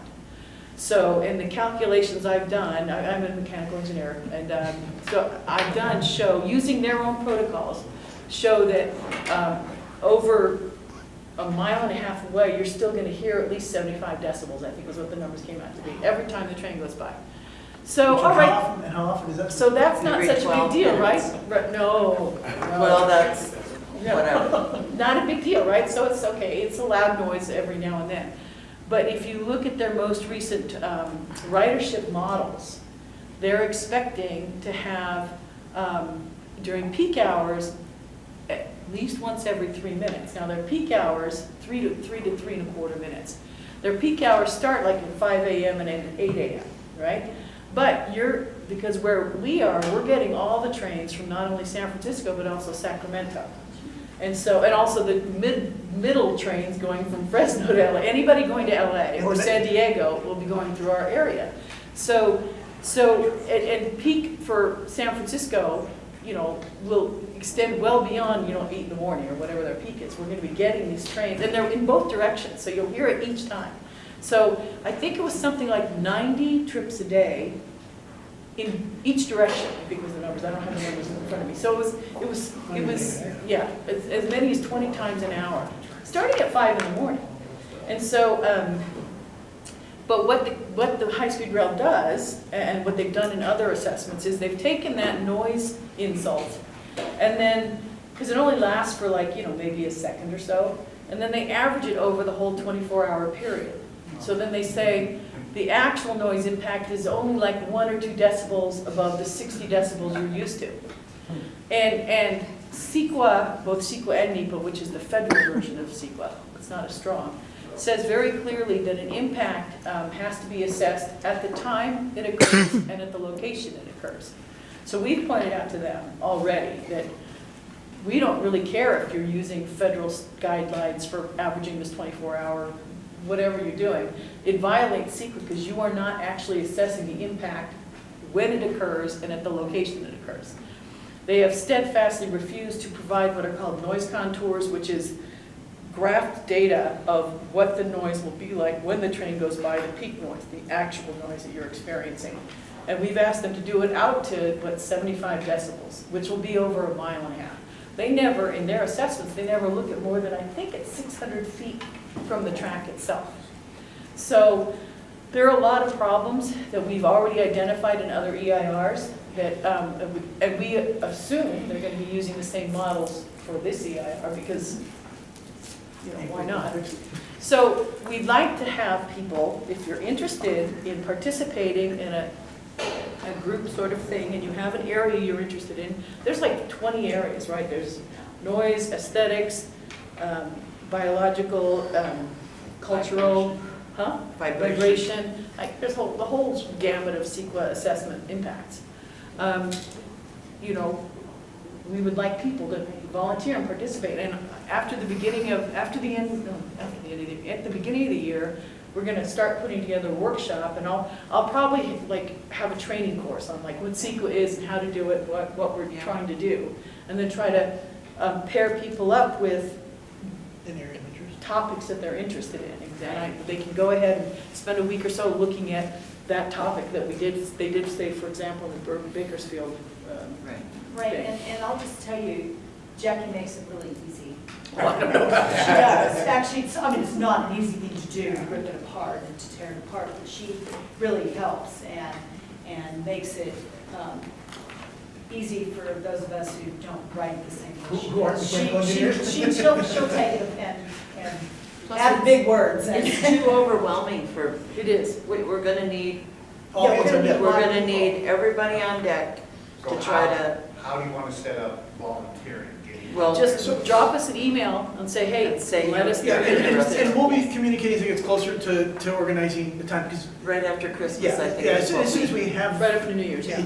As soon as they provided it with me. I mean, we can start looking before. I guess. Oh, yeah, no, we're getting. We should start talking, we should talk at every meeting. Yeah. Yes, Because we we'll will. have different people at every meeting. Right. Yeah. Yeah, because how are we going to get the word out Yeah, I wish beyond they had. just the people that are here? Because this is Exactly. like Well, we're going to 6 times the normal people. We're going to put it in the 2 newspapers. I understand, but It not would've been- everybody reads. It would have been great if we had known this at the last meeting. Yes. Oh, yeah, that's right. And Jackie, those people were listening. Huh? They were listening, right? They would have listened to me on this. That started the. No, that wouldn't have worked at the last meeting. You need a bigger room. I would have thundered. This lady's will. her hand up. Victoria Mitchell, Valenzuela, I just want to know, so the point of going through the EIPs, is that to delay it, move it, stop it from happening? Like, what's our end goal? Our end goal is to make the project not impact our community. Now, the position we've taken starting 8 years ago, we started off with, don't put it in Acton. We showed them how they could route it and get where they needed to go, make it a shorter route, and not even go in our community. They just ignored that, and they ignored that, and so for years they ignored that. So we just stopped because that was pointless. But CEQA has a really interesting aspect. It says that you as a lead agency, and in this case the High-Speed Rail is the lead agency, you must mitigate significant impacts to the greatest extent feasible. And the feasibility language has been sort of fleshed out in case law. And one of the aspects of infeasibility is whether it will fiscally break the project. So the position we've taken is the way to avoid all these impacts. He's under the impression that it's dead, and it's Because- not quite dead yet. Because So- our governor announced that in Yes. January after he Yeah. got elected, Yeah. that it was a done deal. And I think, you know, and A dead deal. Yeah. A dead deal. And I think, Done. Jackie, you've mentioned this before too, is that the concern is not that they're going to put it in here next week or next year, but once that line is on the map that this is approved, it's like in stone. So like, It's you know, 20 years from now, they decide, yep, now we got the funds, we're gonna do it, and oh, look, we just go ahead and run it right through there. So it's really, really important to put the work in now to get it to where either it needs to go or to kill it. So it could potentially stop it, potentially. I think it, well, I think it'd be. Ooh, us? No, we can't stop it. Yeah. I don't. From going above us, though. We're Oh, trying That's to the hope. Oh, That's yeah, what we're yeah. trying to do, is Okay, trying I to. thought you meant stop the project. I don't think you stop the project. We want to prove that what they've done is not correct. And that's what our, It violates CEQA, it violates NEPA, and if they don't, if they don't mitigate to the extent feasible, and we're arguing putting it underground for less than a mile, well, a quarter mile on the least side. Yeah. Or about less, just under a mile in the northern route, you can't carry that water, you know, when they're already going 600 feet higher and down below. So talk to your friends, talk to your neighbors. And this is a good time, I think, to sign bring up. up that we've been trying to get the county county supervisor's office, all 5 of them, to sign on to a letter that says that this county wants it underground like it has been For other communities. been done for other communities. Yeah, We've been after this 5 supervisor letter for how many years now? I've been here 5 Several years, and we've been after it for 5 years. The County Board of Supervisors in 2016, I think, wrote a 5-signature letter saying to the High-Speed Rail Authority, please, on the southern route through Cagle Canyon and every place, make the whole thing underground to protect those communities. We've never gotten the Board of Supervisors to agree to write a letter to protect us. And frankly, it doesn't matter which route they pick. Every single route goes above ground in Acton. We're the only community that is going to be just destroyed, no matter which way they go. And I am so fit to be tied about this. Well, especially because it's such a small, it's not like they're saying, well, we have to, the whole thing of Acton's got to be ground. It's literally like thumbing your nose saying, well, we just got to pop up right in the middle. I mean, it's... Yeah. And why communities like Cable Canyon or whatever else, and they're even smaller and more rural than we are, gets more protection than we get? I'm sorry, Chuck, I don't understand it. And you know what Supervisor Antonivich's letter, the 5-signature letter actually said is protect, they called them E1, E2, E3 routes. Make sure that's all underground in the southern portion. Didn't ask for us. And then it said, and the other areas like Acton, just make sure, don't try to get out for them. Tell them when they're gonna, which one you're gonna go through their community. I'm like, and when I pointed that out, I think it was, I don't remember which, Mike Cano maybe? I don't know which assistant to Supervisor Antonovich it was. He's like, we put you in the letter. I'm like, yeah, you said, tell us quickly how screwed we're gonna be. You didn't say, don't save this community as much as you're saving the other communities. And I am never, ever gonna let that go, Chuck. That was so wrong. We're a little passionate about it, you know, we've given 8 years of our life. I can't get that back. And by the way, after that letter, Catherine Barger and all the supervisors and let them know that coming above ground through anybody's community is not acceptable. And by the way, after the board, through Palmdale and Lancaster. wait, hold on a second, I'll talk to you about that. After the board wrote the letter, guess what? High-speed rail put them all, gave all but one of the alternatives, and E1, E2, E3 went underground through those communities. So it mattered, but it didn't matter for us because we haven't gotten it. Now, regarding Palmdale, all right, we'll talk about that. At the last meeting, about a year and a half ago, right? Yeah. I'm sorry. You said it, I'm gonna step into it. Mayor Ledford and the city council and many people in the community of Palmdale are very much in support of this, right? However, about a year and a half ago, there was a request made by their transportation guy to the high-speed rail. We would like you to consider putting it in a trench because it's causing a lot of Mike. Yeah, Mike's his last name. I don't remember. Huh? Behan. Yes, that's it. Yes, Mike Behan. Because it's going to interrupt a lot of our traffic, right? It's coming right through the town, right? And so they wanted to put it in a trench. And so at that meeting, I went up to him, because I know Mike Behan, he's a nice guy. I said, so let me ask, you're just going to put it in a trench? And he goes, well, I said, you're going to cover the trench, right? And he goes, yeah, because I mean, we could put development on top of it and all that other stuff. And I said, so you want a tunnel, don't you? He goes, we don't want a tunnel. And I said, you want a trench that's covered? And he looked at me, he goes, yeah, I see your point. And I said, you're asking for it really, not because it's dividing your community, but because of the noise. And he goes, yep. So Palmdale has, now I don't know if they're getting it, I haven't seen it. Last I heard they weren't, yeah. But my point is that, now suddenly they don't want it above ground, they want it below ground, just like we do. And keep in mind, it serves Palmdale, Chuck, it doesn't serve us. No, so it has to come it slaves us to get people into it in Palmdale. So Which is And why they Palmdale has asked requested, for yeah, it they because they think requested it's it. gonna be some economic boom. They're gonna build stores and things around the station, and they're gonna do a whole huge development. Actually, the city of Palmdale is probably the reason. No, it is. It does go It down. is the 100%. reason. They wanted it to. Ledford did that. Yeah. Otherwise, it would have gone straight down the 5. Which is, you know, I don't know, the math has changed. I know there's new math, but like the straightest, you know, the shortest distance between two places, straight line. Well, I mean, also, I mean, I have actually ridden high-speed rails in Europe and in Asia, okay? And there's nothing odd about having a high-speed rail corridor going here and then feeders going across, Sure. for example, the valley Yeah. from Fresno Yeah, and feeders, from yeah. Bakersfield. Not Exactly. routing the whole damn thing. Yeah. The whole thing is a feeder, yeah. Hey, as long as Homer Simpson is driving, we're good.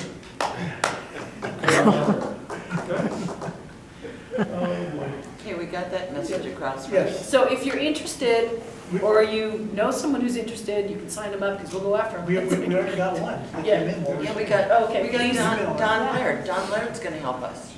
You talked that you're on Gene the list. 2, Gene 2. The 2 for 1? 2 for 1. Come to a meeting, you get, Oh, Chairman. Well played, thank you. what's your name, sir? David Belmont. Okay. Way to go, wife. Just bring him right in. It's all right. You're gonna work too. Yeah, It's awesome. And you put me down, I'll get back into it too. All right. Thank well, like you. you don't have enough to do.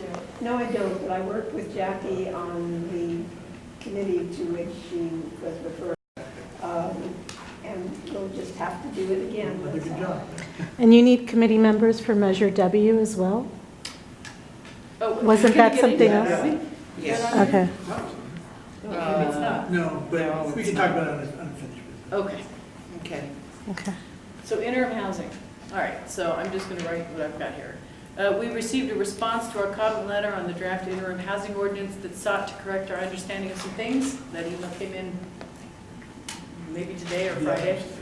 One correction was that homeless shelters are already permitted on M1, M1.5, and M2 zones. That's industrial zoning, light and heavy. The ordinance would limit it to just M1 zones, which is all that we have enacted anyway. But what's really interesting about this is that in her email, she says that homeless shelters are considered a service use and not a residential use. So I thought about that, and that made things even more crazy. Because ag zone properties in the current ag zone have almost no service uses. There are very few. Most of the service uses are in the commercial and the industrial zones. So why would they take a service use out of industrial, where service uses belong, and put them in A1, A2, where service uses are not encouraged, and they're not even allowed under the code? I mean, this whole thing, so what I said here to make it more clear, because I don't know if I said that right.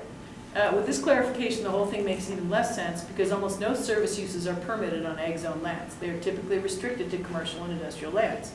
So why would the county extend any service use on ag land where it doesn't belong, and at the same time preclude that same service use on industrial land where it does belong? It's completely upside down. So that's one thing that we need to get clarification on, because they're going backwards for the whole intent of the zoning code. Now, the other humdinger, which was announced at the Association of Rural Town Council meetings at the end of last month, was that now regional planning is contemplating changing the draft ordinance to now allow homeless shelters as a primary use on A1 and A2 lands. Now, currently, homeless shelters are only permitted on high-density residential lands like R3, R4, and R5. They're not permitted anyplace else other than that as a primary use, other than R3, R4, R5, or industrial. So apparently they're contemplating it because I guess a number of homeless advocates are unhappy that they can't open homeless shelters in rural agriculture areas because of zoning restrictions. So we've been asked to talk to the county and tell them what we think about not, having homeless shelters as an A1, A2 use, primary use, not just as an accessory. The current draft ordinance is just considering it for accessory use to non-residential uses on A1. So farms where there's no houses. So, which are there are very few of those. Most people live where they farm, or live where they raise chickens, or live where they raise llamas and emus or whatever. So the current draft, I don't know if I'm making sense, but allows it as accessory use for properties that have non-residential uses on the ag as the primary. Now it's going to be everywhere. And it's because of the ARTC, people were concerned that rural areas like ours could not have homeless shelters? No, not the ARTC people, the homeless advocates. Homeless advocates, okay. Right. Well, that's what Connie said. Connie Chug and Heather Anderson were at the ARTC meeting and presenting the housing ordinance that they came here and presented. Right. But then they said, we're thinking about changing it and adding this part because people want to be able to put homeless shelters on A1 and 2. But really, I mean, what was expressed at the ARTC was like, that's because all this land is a lot cheaper. Once you do A1, A2, they're all going to be here. Right, and our area has no, like we talked before, no services. We can't. I know. So Connie has asked, what sort of restrictions would you want to put on it? Is there concentration limits? No. So I was talking with Susan Zonter, who's the president of the ARTC later. She goes, well, I think that if they're thinking about doing this in our A1 and A2, that we should say, if you're going to do it here, you need to do it in R1. Every residential zone has to have it because we shouldn't be treated any differently. We shouldn't become the dumping ground. That's what it feels like. Well, no, I mean, that's essentially what they're doing is go build whatever on cheap land and put everybody there. Well, that's certainly the model that could come out of this. I'm not saying that that's what, I'm not agreeing with you on that. And I will push it further, and this is me speaking on my own behalf, but there has been a lot of talk too with the upcoming Olympics with what that is doing to the disadvantaged among us and trying to move them out. So what? Yeah, there's actually a protest this week in regards to Tokyo and Los Angeles because of what's been going on in Tokyo ahead of the games coming there with moving out. Permanently moving people out? Oh. Just getting them out. I don't know that they care. But so I worry that there is pressure from the same thing because we're going to have that game here, and there's a strong desire from the city of LA to clean up their mess. And so this is just my opinion of where you might have some of this coming. It's a county. I thought Garcetti was like, he loved the mess. It seems like embrace it. I'm just saying, because at some point you're going to have the shining light of the world on Los Angeles, and I don't think that they want to have campers lined up and down all of the things. Right.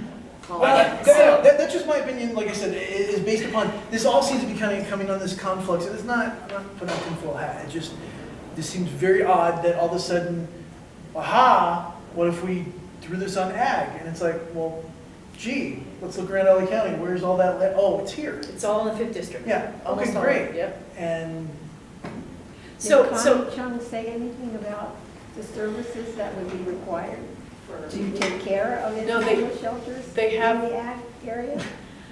The draft ordinance has no requirements for services or anything like that, which is a problem we've had. No requirements for access. You want to put a granny home on where's the lady in the back? Well, your one house on your one property, you have to have access to 2 different roads, I think, and it's just, but not for a homeless shelter. So that's what the ordinance says now. They want to change it and make it even more relaxed. I don't know. She didn't say any, no.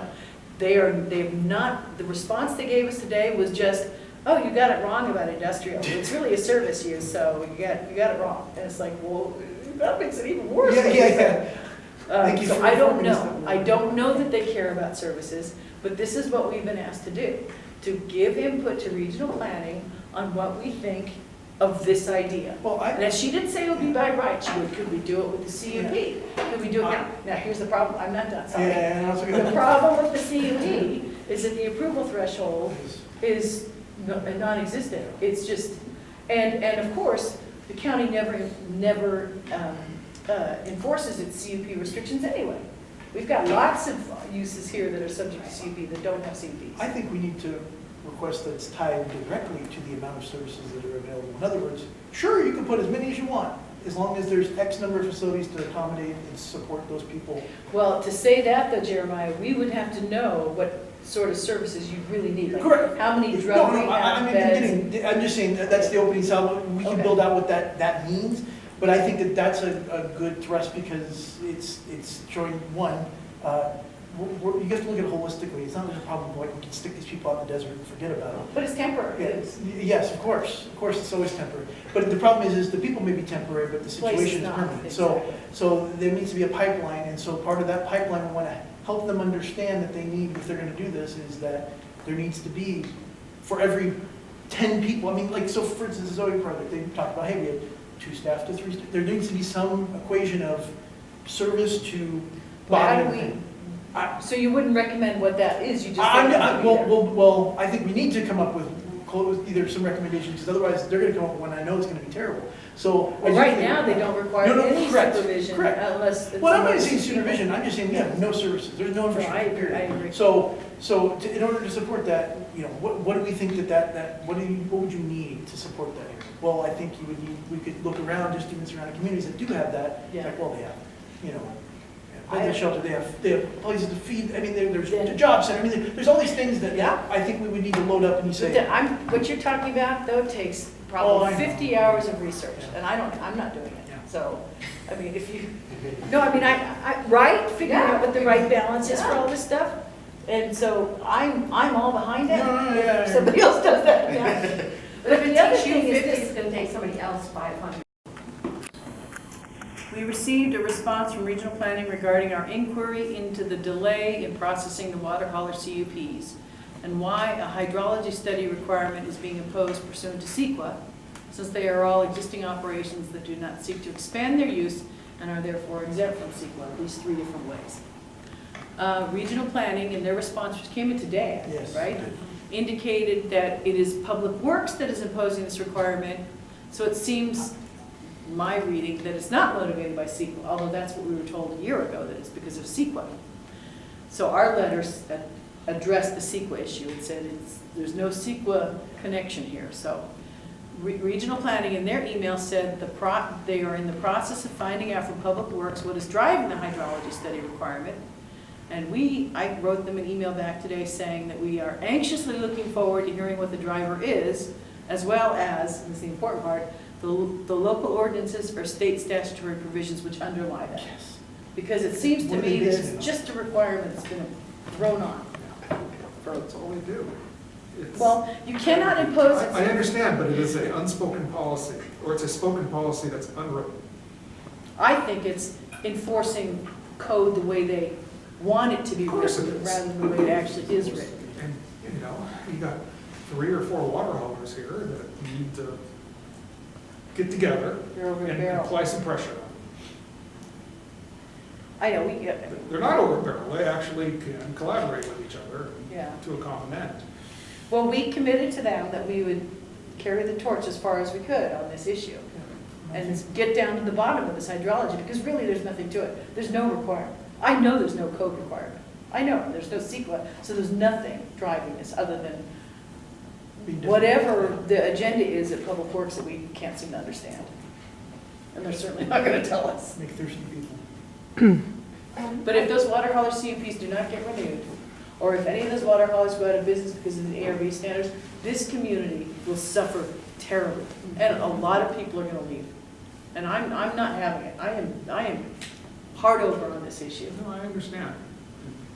The question is, what will the county do to help out the community if something like that does happen? We won't have water. The contingency that, that we've been talking about for how long? This has been going on for 2 years now? Yeah. Well, we didn't really step into it hard until about 6 months ago. I know, but it's been... Well, because it's convergence of issues, because you have CARB, and then you overlay the... CARB is what's really accelerating. Well, yes, because now you have people that can't ride their trucks, and they don't want to invest in new equipment that they may not be able to use. It's without a CUP guaranteeing their... Yes. Not even guaranteeing other than what they're currently doing. Right. We don't seem to have a problem doing that with other businesses that are functioning without CUPs. Should be allowed for at least 10 years, right? Damn. Go for it. Yeah, it's not chocolate market. All right. Do we need to do anything else? So what are we, I didn't get the conclusion here. What are we going to We're do? waiting for Public Works. Yeah. Well, regional planning said that they've reached out to Public Works Yes. to get the answers. So we'll give them a couple of days and then we'll ping. Yeah. Well, I think we ping them both, so that there's not this game of telephone, because Before the end of because the week? what we don't need is them saying, well, we haven't heard from you yet. Well, great, we'll put you both on the hook, and somebody can respond. Okay. My phone's not working. Can I borrow it? Absolutely.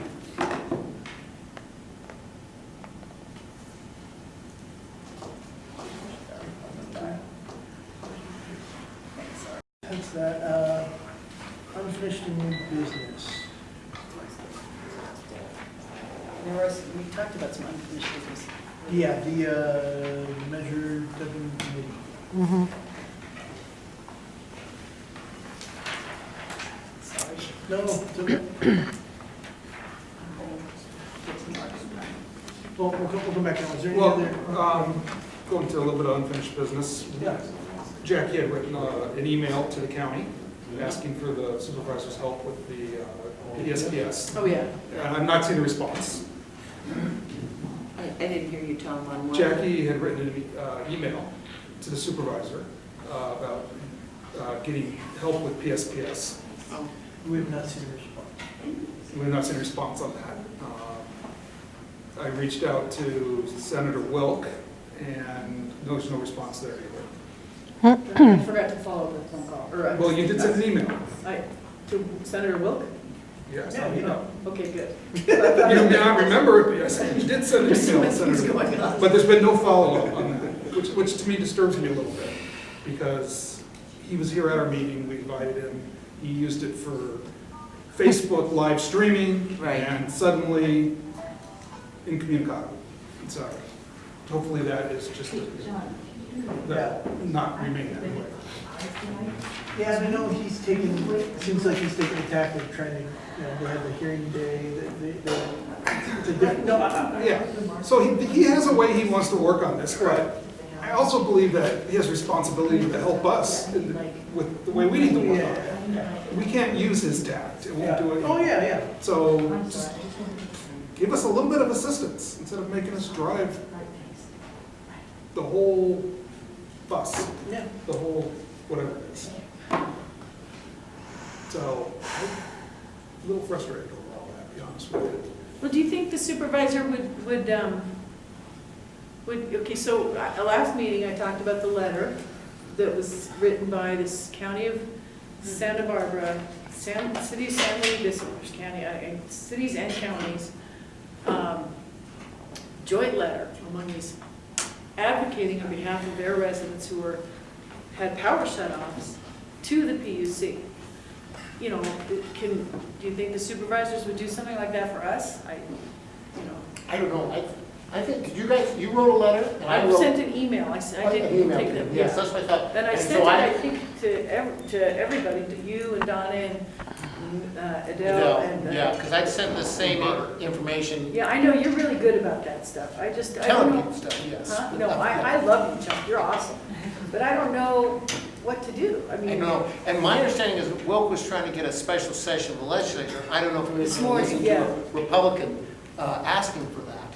Yeah, probably didn't. This is not a partisan issue. I know, in any way. but I still don't know if anybody's going to listen to a Republican asking for a special session of the legislature. No, there actually That's was my one at 11 o'clock this morning. I thought that was a committee hearing rather than a special my committee hearing, mistake, okay. rather than a special legislative session. Because Wilk was telling me how many times, 10 years ago they'd call special legislative sessions and they haven't had one. So that was the last I heard, is he'd requested, and I don't know if it went anywhere. Well, I do know that letters from the supervisors make a difference with state agencies. It certainly made a difference. The 5-signature board letter to protect Cagle Canyon and, the whole area down there near the 210. Made a big impact because every route except for one went underground after that. So I know that the PUC is very sensitive. I mean, I go to PUC hearings. I know what goes down in those places. They're very sensitive to letters like that, especially from the LA County, which is like the size of many nations. Yeah, exactly. So, You know, it would just be helpful if she would say, I think this PSPS is wonderful, it's providing everybody's homes from burning down in a high wind situation. Or she would say, you know what, it's been rolled out horribly, we're gonna help you get it fixed so it doesn't impact you. Which one is it? It's not that hard of a question. It really isn't. and it's really. And when we ask and we ask and we ask, and I'm sorry, I'm very passionate about this. We ask, and nothing comes back our way. It goes, it goes, it goes. We know the cable in this library is plugged in somewhere else. It just doesn't go and hang out there in space. You know, so when we put out the request, we never get anything back, Chuck. Nothing. Zero. We're going on 4 years now. We're going on 4 years now. About Everything. Unless we've had a response from our supervisor to sit down and talk about the things that affect this community so seriously. We're going on 4 years and we've not had a single sit down or a single response. Okay, I'll tell her. Well, she thinks that the last time I talked to her was when she came on the community center situation. And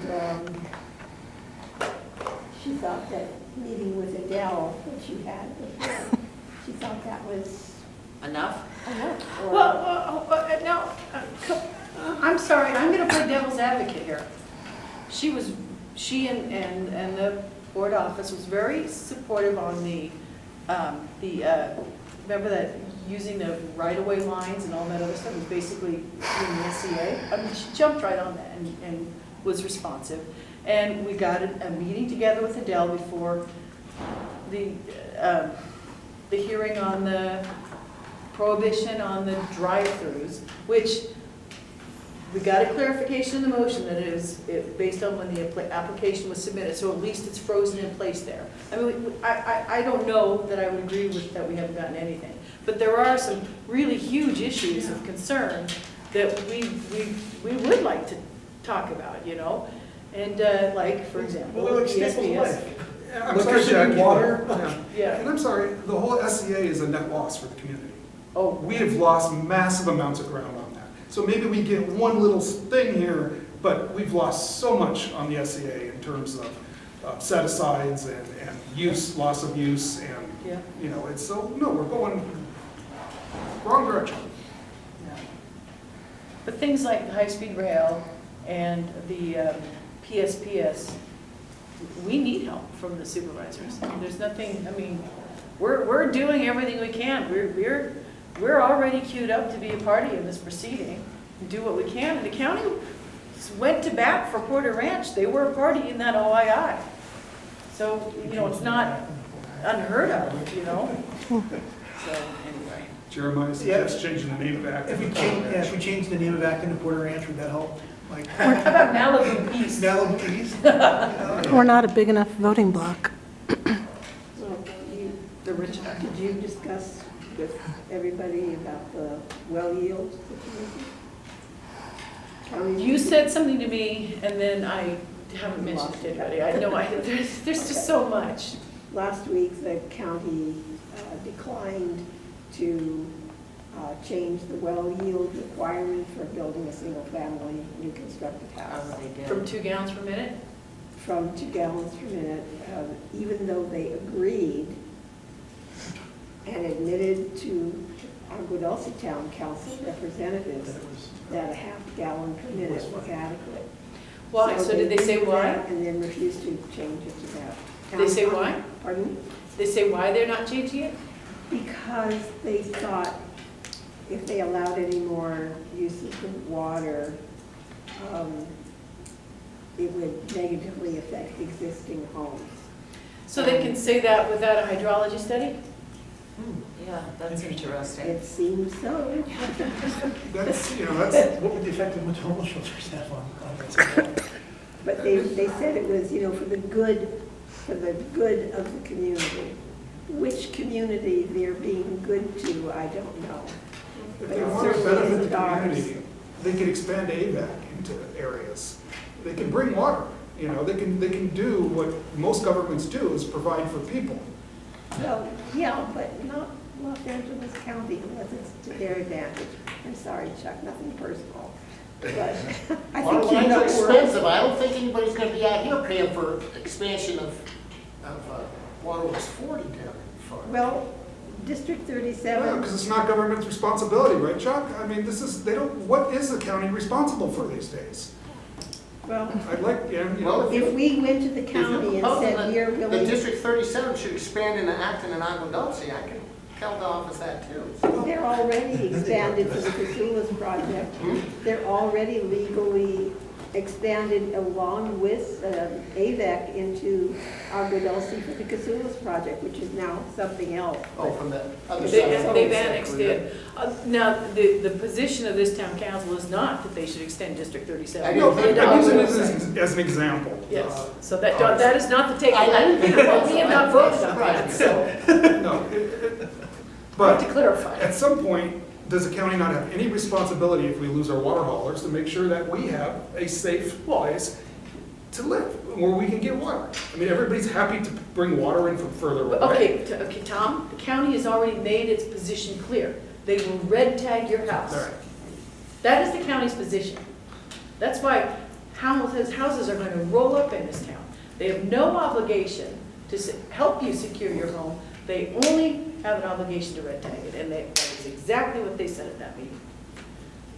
So that would be Which is another one. horrifying to me. I know, that's exactly my point, Jackie. What is their responsibilities? They seem almost as, seem like Edison, where they have zero responsibility. They haven't even told us to prepare. Yep. Who's Edison said prepare? The how. I just wonder if the water haulers were to go away, which I don't think is really gonna happen, but. You're out to God's ears. Well, because they've got the trucks, and the only thing that's holding them up now are the CUPs. And Wait, they all three bought new trucks? Barbara Carson just bought a new truck. Okay. Lundy has two, and Amber has one that's qualified. So the Only for a little bit of time though, right? No, beginning January 1st. Oh, so they all have trucks that They all qualify now? have trucks, but right now they're running 10 trucks. And Yeah, they're going to capacity. have to do the same work or as close as they can with only 4 trucks. And without the CUPs, I doubt strongly whether they're going to buy any more trucks. But, Okay, I thought they had no trucks. That's Well, what I Amber heard. has already they have said she some. won't buy a new truck until she gets her CUP. I'm sorry, who's that? Amber. Amber? And Barbara's she's only got got the one same truck running. Yeah, that's And right. she's 2 weeks out on deliveries. Yeah, and it's a bad situation that the county does not seem to want to help. And No, they've they're got to- trying to make it worse. Well, with this that's whole what's hydrology the thing, point that's of garbage. all of this. If they only had the guts to come out and tell you that they want to take over the area, just let them buy it up, for heaven's sake. But doing it this way They is... will, but as soon as they can drive you out, they'll get it for 2 cents on the dollar. I realize that, which to me, I got a call from a lady today who said that, well, the thing is, I think that people banded together, and if we had to find another source of water, and, they can't red tag your house if you still have water. Yeah, you know what though, Lily, people keep coming up to me saying, let's do a class action lawsuit. And when they say that, they say, Jack, you do a class action. And I'm like, I know, people approach me the same way, and they want to, why don't we do this, why don't we do that? Well, fine, find the person, start to do it, get a leader, have somebody step forward. And that's always been the problem, it's so... The steering committee. Yes. The suggestion was if anybody suggestion made today was, hey, a lot of these people don't have alternatives. That's the word I was looking for. Alternates. Alternates, thank you. Alternatives. We don't have that either. So that was an idea, because the alternates don't have to be approved by the Board of Supervisors. So we won't have any worry with, for some reason, there was no outreach to us, and there was no solicitation. I have submitted a SIPR request to the board asking for all the records of how these members were picked. And what I got back in response was the board motion that approves them. And they said, we don't know what else would be responsive. So I replied back saying, well, how about the application that they were required to You were submit? very specific. How about your assessment of why these people meet the geographic distribution that the ordinance says, even though they don't? I'd like to see that analysis. So, you know, still looking for that. But in the meantime, and there are also requirements if they don't show up to X number of meetings, I think it's 2 or 3. And there were several people who were not at the steering committee meeting the other day. Huh? Strike one. Yeah, it's just like, so,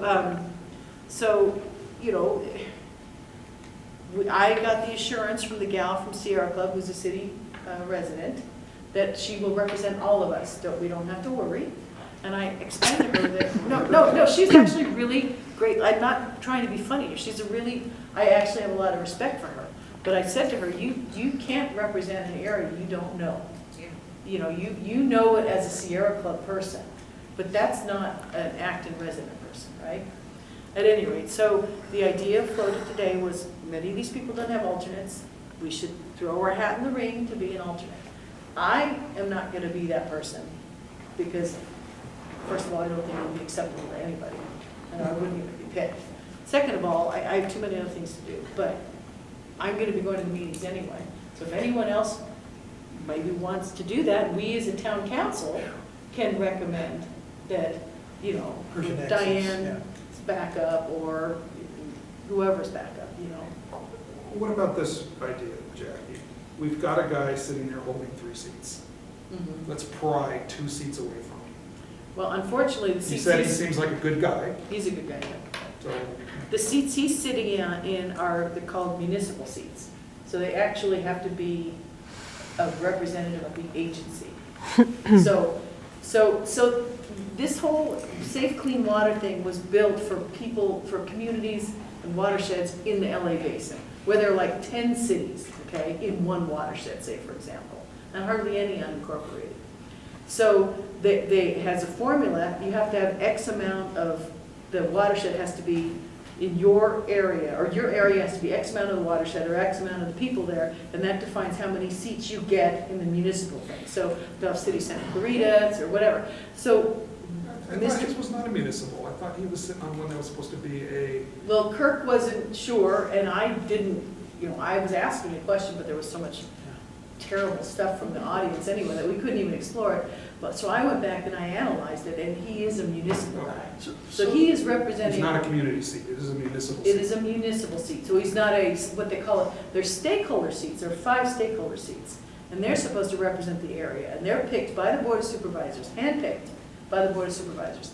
And those are the ones we can be backups for. So here's a question though, and I'm not going to use the, we should sue, but could somebody sue on the grounds that they didn't follow what the thing said? Because there's 0 representation there. I would think somebody could bring an action. Yeah, I don't know. Yeah. Because if it says in there, like it's supposed to be representative there, and we have 0, not 1, and it's like, well, to the greatest extent feasible. Yes. The words are there. Yeah, I guess that's out, right? It's just saying, well, I guess it wasn't feasible because, well, you didn't reach out to But try it. Yeah, exactly. Of course it was feasible. So if anybody, if anybody wants to be it, or if anybody in the community, let's just put it out there. If anybody wants to be a, I tried to get Don. Don was there with me today, so I tried to get him to sign up. If anybody wants to, you know, have us put their name in the hat as the backup for these people, we can do that. I want to. I'll do it. I want to do it. And Diane Erskine Helberger, she's a very nice gal. She's the one of the gals. What's and is there a term that these people serve, or is it like lifetime appointments? No, I think it's a couple of years, so. Because I mean, I think we ought to make as much noise as possible so that the next go-round, we're not alternates, that we are. And you know, this is something I guess we could probably bring up with Al Wilson when we meet with them on water stuff, is that they should be making as much noise equally, because they got... I don't think anybody knows this. Yeah, no, I know that, but my point is to educate them so that they can get riled up too, because we both should, at minimum, there should be 1 person from each area, minimum. Well, there should be at least 1 person from outside of Santa Clarita. For real. Like in any direction, right? I mean, because they've got Green Valley, they've got even parts of the lakes, which are in the flood control district. all of this area. City Santa Clarita occupies 13% of the watershed. And they have almost all the seats. Right, so if we have a municipal representative, Mr. Alba. Mr. Alba, maybe we should invite him over. I think he would go for it. The other recommendation was we should have there's a thing, I can't remember what it's called because I'm really tired right now, who oversees all of it, who helps direct the steering committee, but they don't vote. That person, Moderator? we've been told, no, it's kind of term. Do you remember what it's called, Chuck? Oh, yeah, I don't know. You know what I'm talking about. He's somebody who works for the county, and but yeah, he doesn't vote, he's the... Yeah, he's God. I don't mean to be He's like the disrespectful. executive director kind of guy. He's the water god, That we put it that way. So they said to have him, he'd come and talk to our But community I about think, stuff. I think his point though is just that this is the guy who's gonna be one of our. Yeah, he's our guy. Then we Right. need to Yeah, let he's him, right. we need to. Yeah, you're right, we Yeah, I should. mean, he should be And I coming think here Paul would and do it, so that, all right, so I'm too tired. Kelly, could you write down, I'll down in the minutes, because it's in our minutes, that I will call him, or email him. Paul? Yeah, Paul, yeah. To see if he'd come and talk to us. Yeah, I think it'd be important for him to hear our concerns and what. Yep. So here are two questions I posed at the workshop today. I do want to report this. I asked, first of all, what kind of projects we could have in our community since our CSD prohibits stormwater runoff facilities, concrete facilities anyway. I didn't get an answer for that. But I was told, well, there are a lot of things, as long as it's nature-based. I'm like, the whole town is nature-based. That's what we're supposed to be. That's why I have dirt roads. And then the other question was, and this was even more chilling because the answer was not clear.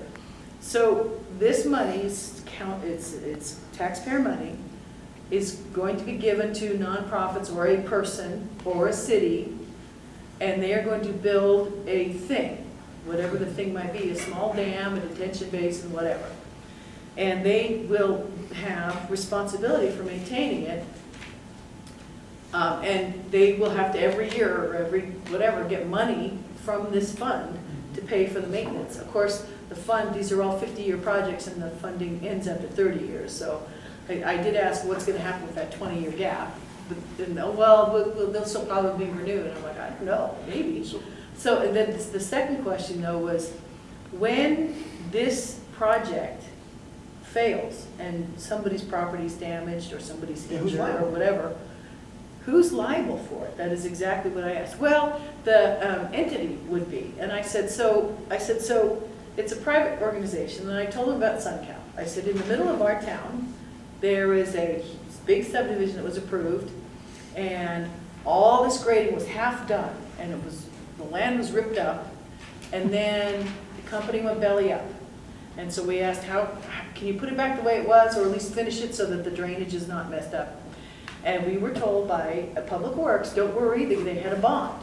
So the bond will cover the fix-up. But then the bond company went belly up. So nothing was done. I'm talking about SunCal right there on Crown Valley. And it was terrible.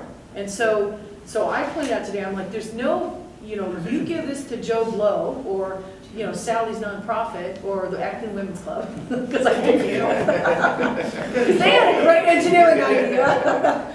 And they're, they could go away with the drop of a hat, and then their bond company can go away, and we're left with this. And then I said, there is a flood control project in our community that was so badly done that it created a canyon 30 feet deep, more than 50 feet wide, and 3/4 of a mile long, that washed out a lot of people's backyards. It's still there.